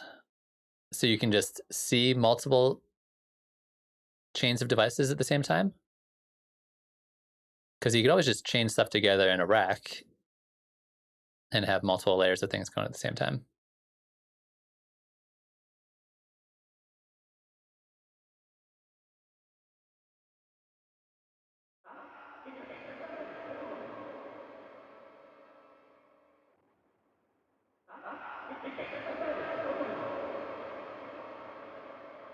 All right, so I'm interested in how the pitch affects the sound coming through the reverb.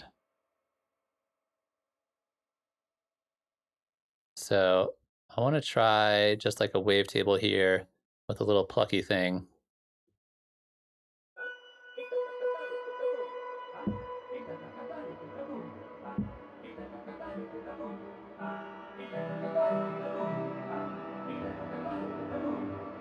It's weird, you can like harmonize with it, which is kind of cool.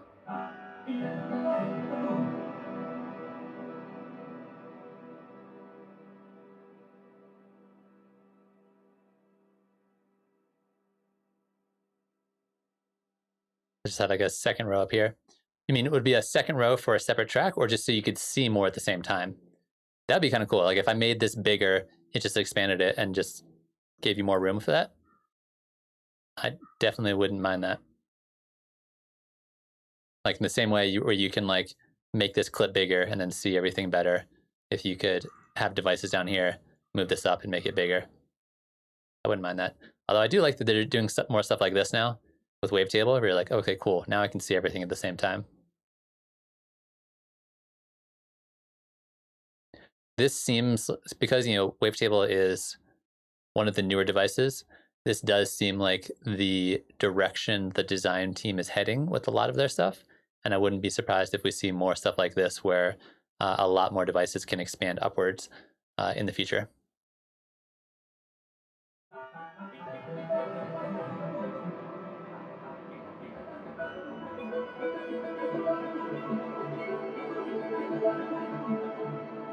Yeah, this is better than the spectral.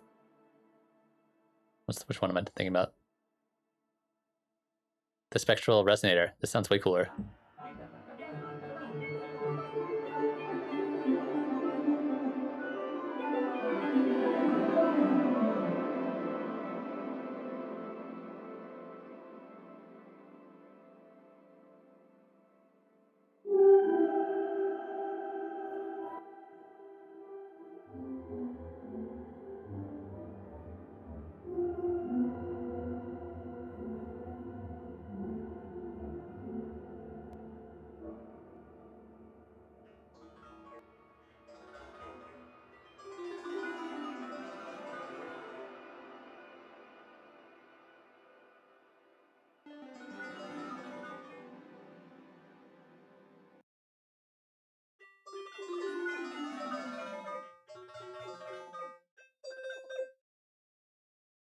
Um,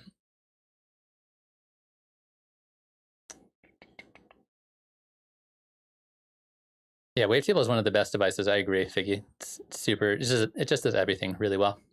We talked about it a bunch at the start of stream today.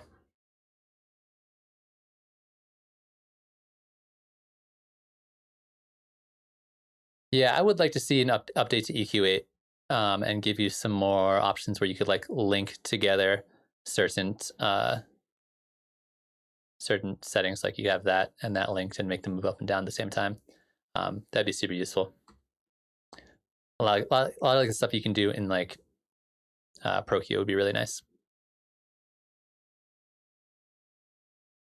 So yeah, after party occasionally, I do get, not me personally, but the certified trainers get asked for feedback that I'm hoping and assuming it gets sent on to the development team. They're pretty good about it. One time I got to ask Gerhard, the guy who like invented Live, I got to have a conversation with him about features that I liked and wanted to see.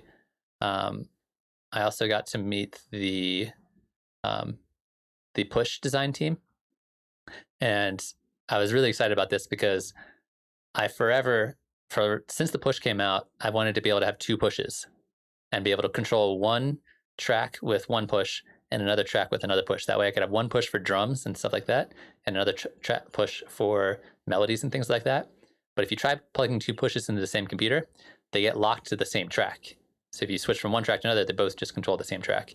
And so I was like, hey, like I really want to have two pushes plugged in and then be able to play different tracks. And they're like, yeah, they said they're working on it, but that was like 4 years ago. So who knows what that'll ever happen. But I got to ask, like I said, the guy who invented Live, what features he wanted. Well, like what did he see as the future of Ableton? And the thing he mentioned was he wants to see, like, you know how capture works for MIDI, where you can just like play something. I like play something here, and then I hit capture, and then like there's that thing I just played, right? He said he wanted to capture for audio, so that like if you have a microphone that's live, it doesn't matter if you hit the record button, it's always kind of recording in the background. And then if you come up with something cool you like, you hit the button and then like boom, there it is, and like that's it. So who knows, that sounds like that'll just destroy your RAM, so who knows if that'll ever be a thing. But that's what he said he wanted in the long term, was to basically be able to set it up so that you don't have to hit the record button ever. You just constantly just make stuff, and if you make something you like, you hit the button and it's already there.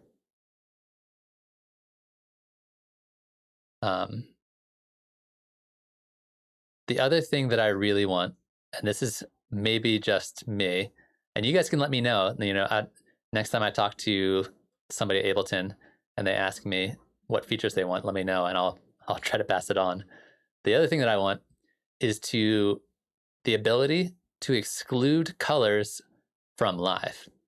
I don't know if you've ever noticed this, but like when you randomly make colors, not make colors, but you make a new track and then it randomly picks a new color for them. The two colors that I always get are this brown and this brown. And never in my entire life do I want a track that is brown in my song. I just don't want it. So I wish there was a way to exclude, like, I don't want any of these colors in my color wheel from Live, but there's no way to do that as far as I know. And I don't think that's very high on the development team's list of priorities. But if I could exclude this entire column from the colors in Live, then I would be very happy. But you can't do that because it always gives me brown whenever I make new tracks, every single time. Or whenever I open up a brand new track from scratch, it always gives me brown, and I never want to have brown tracks. Yeah, with the capture for audio, you'd have to basically, I think you'd have to like turn it on first, so your mic it's not always recording from your microphone. But once you turn it on, then you can just do whatever you want, and then it'll just capture whatever.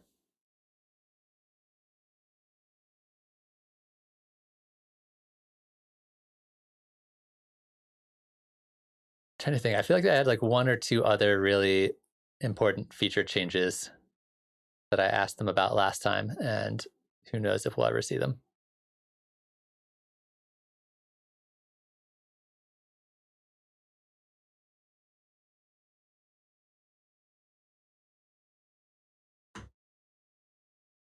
But I've been asking about the color thing and the push thing forever.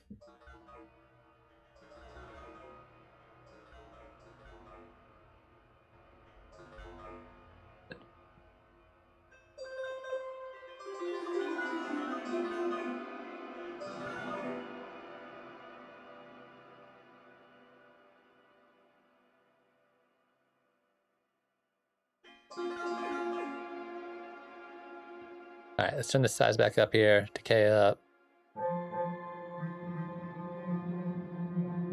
Yeah, for sound design, just tossing like a vocal in here.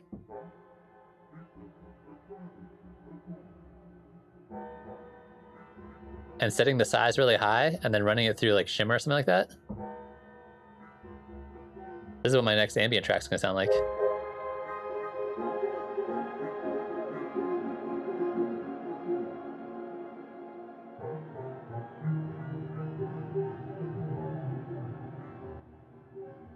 Doesn't that look dope? After Party?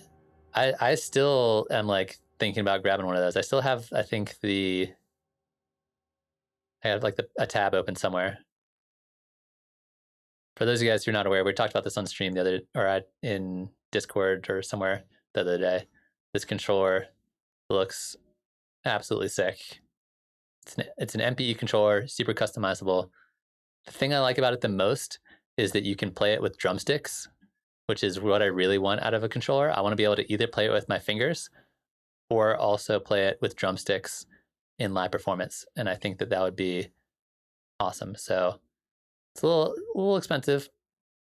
Seems really cool, but it's a touch MPE controller that looks sick.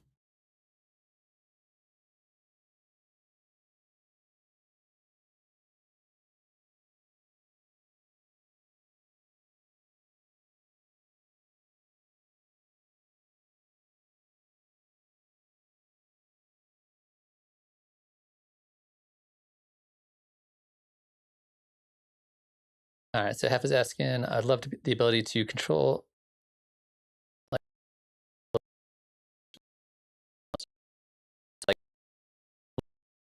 here.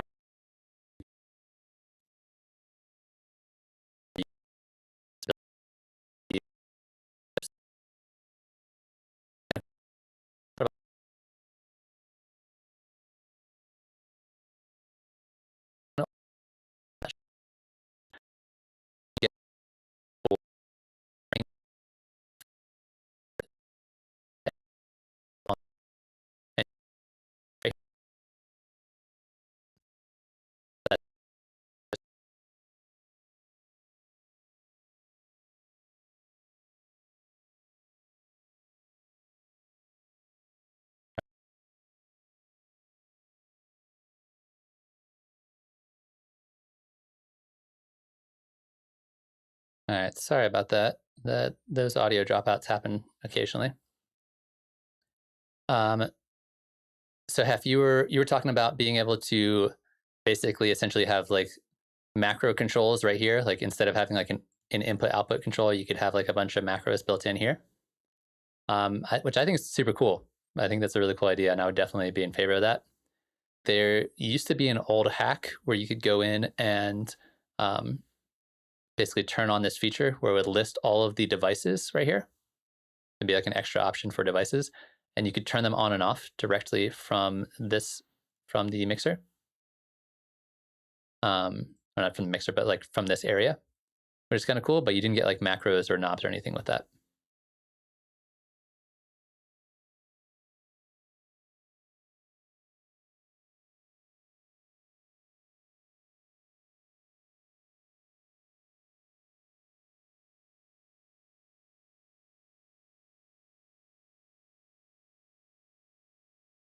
But yeah, I wouldn't mind having extra controls here, extra options for like macros and things like that. I mean, I suppose you could get really creative with your sends and just like have a bunch of return tracks and then use those all in here and like have these basically control other parameters as well.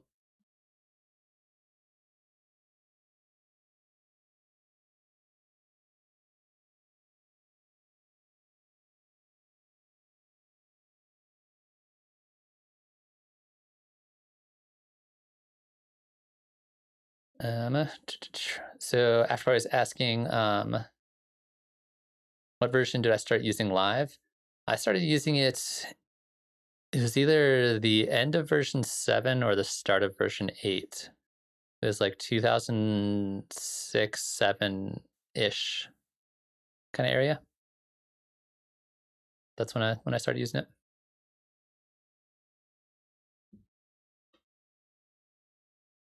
I used a bunch of other stuff first too. I also like I tried Reason, I tried Logic, and then I was like, Live is really actually the one I want to be using for a long time.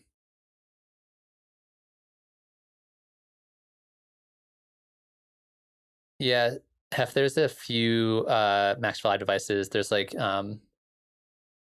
multi-mapper, I think is what one's called, that you can use to control. You can use like one thing to control multiple things and then use it to control different things.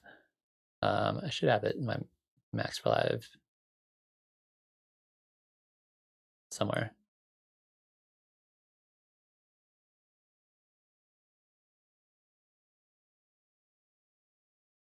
Yeah, you can use this to like control multiple things across multiple channels. So you could use like sends to control this or this to control sends, and now you could like see everything all at the same time, which would be kind of cool.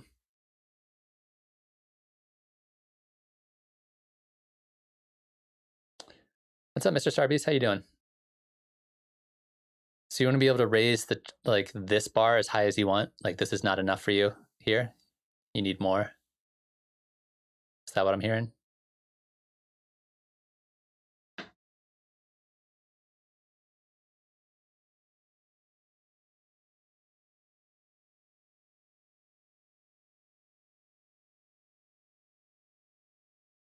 I mean, that's cool. I don't think I've ever really needed it to be larger than this. I feel like that's been plenty of room for me.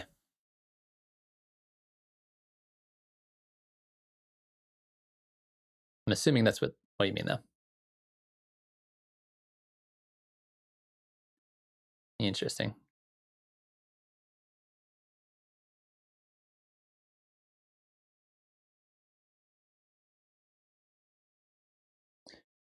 So Hef wants to editing clip volume from within the clip in the arrangement, like drawing in a little bar in the middle.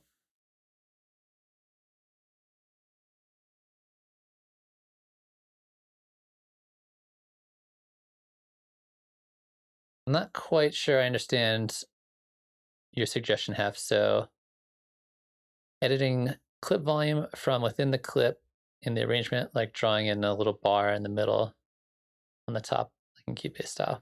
I haven't used Keybase, so not entirely familiar. But assuming you're just meaning like a way to automate the clip from within the clip here, just being able to like drag up and down to control volume.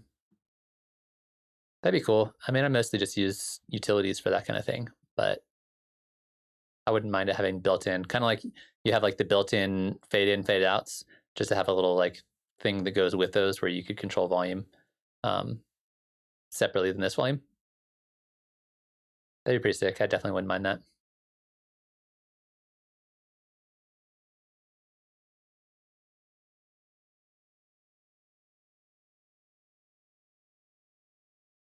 Yeah, hiding group lanes from the push would be great, especially for live performance, because a lot of times I like to have like 8 tracks of stems going on, and then if it's on the push, then I can only see 7 of them. Or I have to use 7 stems plus the group to make that work.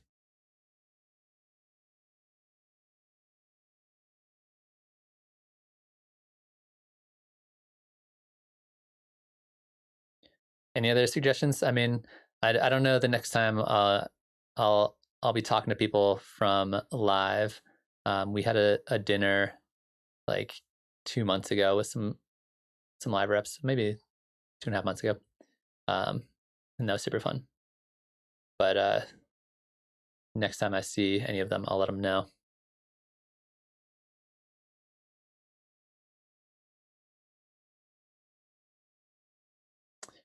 Yeah, After Party, I love the collections feature. I think for me personally, once I started integrating it into my workflow of saving presets and organizing ideas, uh, I love it. I've been using it a lot.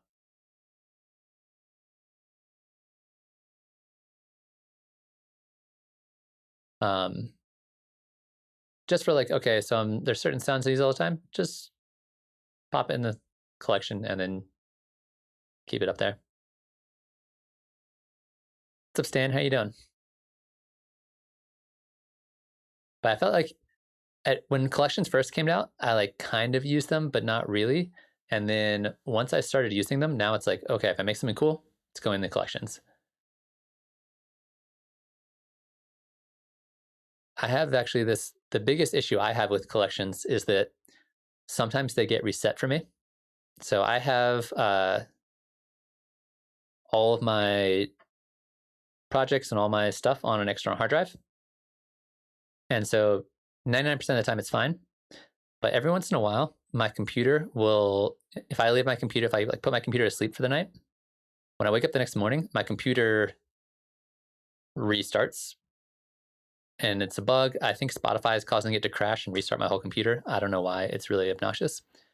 And if I do that, it takes about 5 or 6 minutes for my computer to index my hard drive.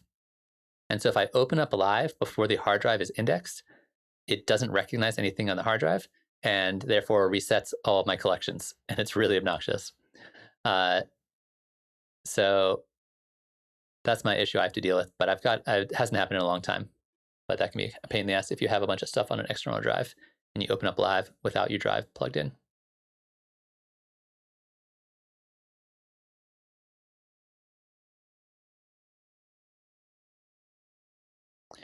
Yes, Dan, I'm having a fantastic day.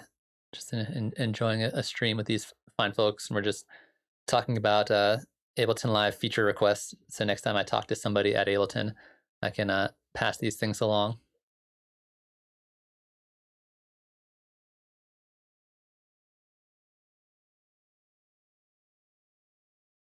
Yeah, back up your stuff. Keep everything in, back up your external, back up all the things.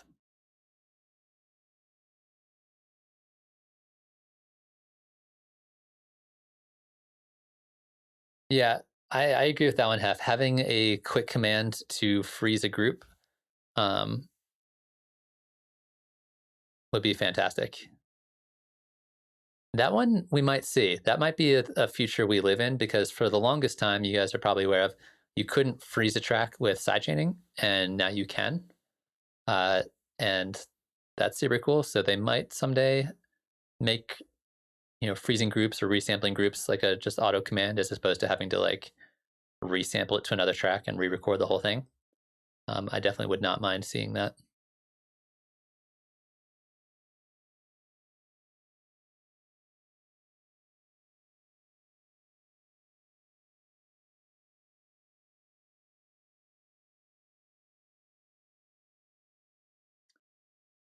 I have not really experienced any bugs with the push to.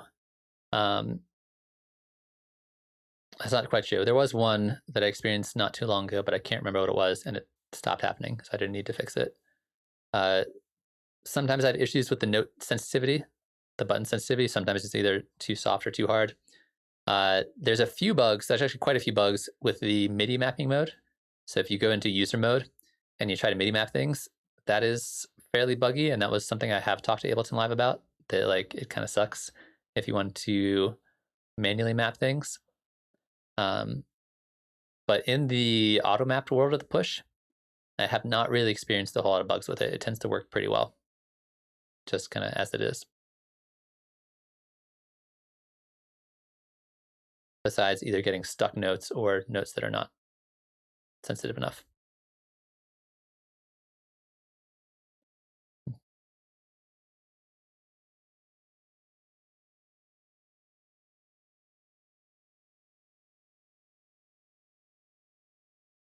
Yeah, Chaparty, that's not a bad idea. Cloud backups too, I think, are also worth mentioning,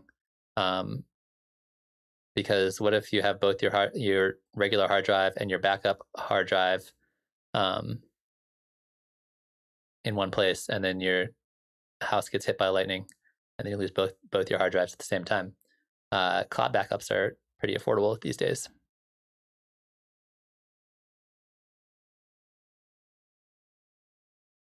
Yeah, bounce in place would be dope.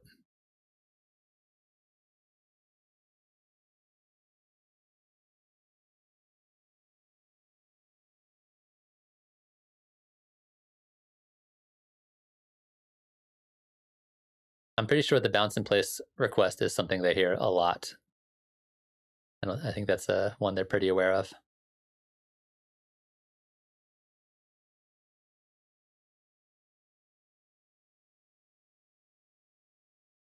Bounce in place would basically be like essentially like resampling in place with like one button.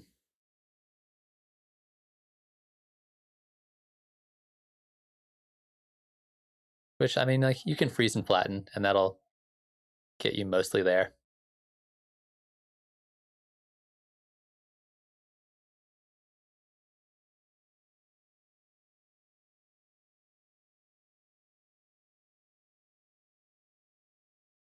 Sweet. Well, we are running a little bit low on time. I'm gonna hang out for a little bit longer, but I appreciate all you guys coming by and asking questions, and then giving feedback that I will eventually pass on to Ableton. And then if you guys are interested, check out the Discord channel if you're not already members there. You can also support the channel by joining the Patreon. I'm also doing an extra stream on Tuesdays, tomorrow, for the Patreon members. So check that out. If you also want to help support the channel, just help spread the word. Just tell people, tell your friends, tell your family, tell people on Reddit, tell whoever.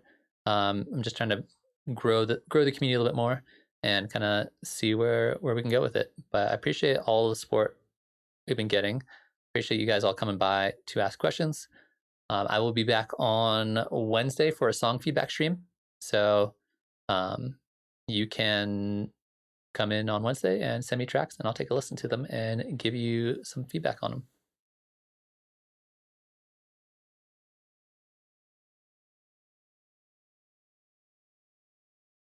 All right, so Stan was asking, I've been struggling to sample with my push. My latest tech is to record a loopback channel, and every time I hear something that needs to be sampled, the new scene cut out till the sample. Interesting. That sounds like a complicated technique. So you are recording a loopback channel, and every time you hear something that records a new sample to hit a new scene and cut the beginning of the sample. So I'm assuming you're sampling something off of either YouTube or streaming something, or that's the situation you're in. You're like just grabbing audio from somewhere, and then audio's coming into live, and you're trying to sample it specifically using the push. Is that correct? Is that what you're trying to do here? Because if that's the case, why would you not just record it all into one big audio file and then slice it up manually after that, just using your mouse? Yeah. Yeah, I guess I feel like you could do that with the push the way you're doing it. If it were up to me, I would just find the parts I like, record it in as one big long file, and then chop out anything I didn't like just by, record it in here and be like, all right, don't like that section, get rid of that section, get rid of that section, get rid of that section, and then just keep the parts that I like. That to me sounds a little bit easier.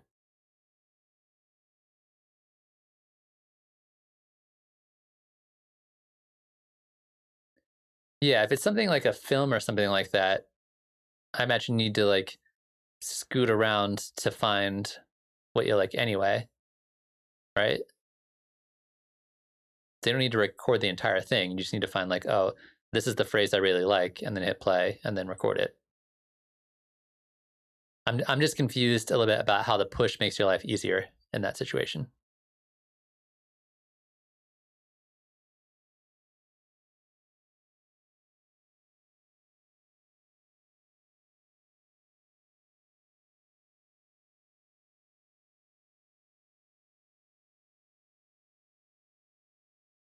Because the other thing you could do is,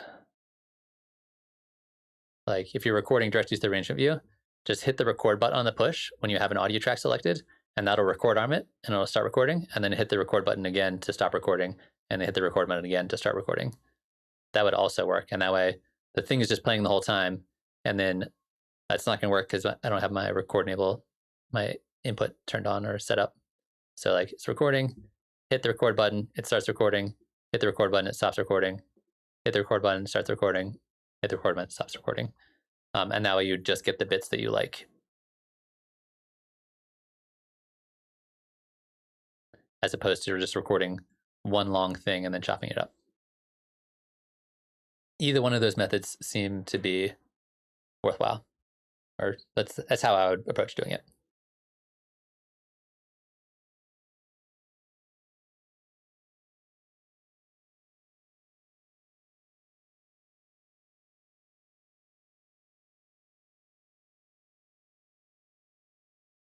Hopefully that makes sense. Hopefully that answers your question a little bit.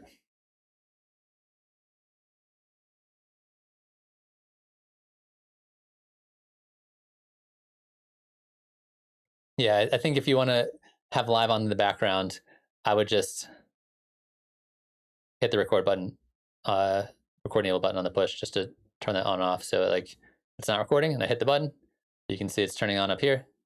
It's recording as long as I turn on, and then turn it off to turn it off. I mostly use the push for idea generation.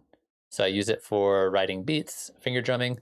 I use it for writing chords, melodies, bass lines, mostly just trying to get my ideas down in the initial stages of making music. That's kind of the main places I use the push. Once I've kind of arranged the song and kind of put most of the ideas together, I move a lot more to using my mouse for editing and changing things and using that as kind of like my main tool. But for me, push is pretty helpful, almost essential for just when I'm starting from scratch, basically.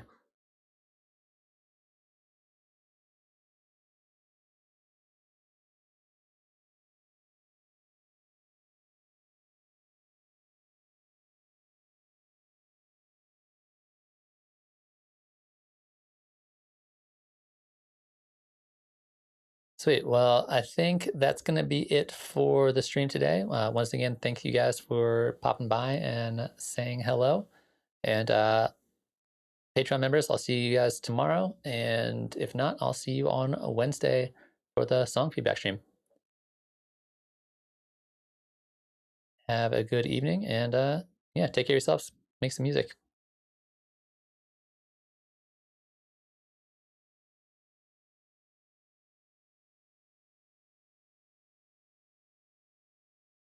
Yeah, that makes sense, Dan. I would just use the arrangement view and use the record button as opposed to using new scene and doing it in the session view. But other than that, it's the same kind of concept. All right, you guys have a good night. I'll see you later.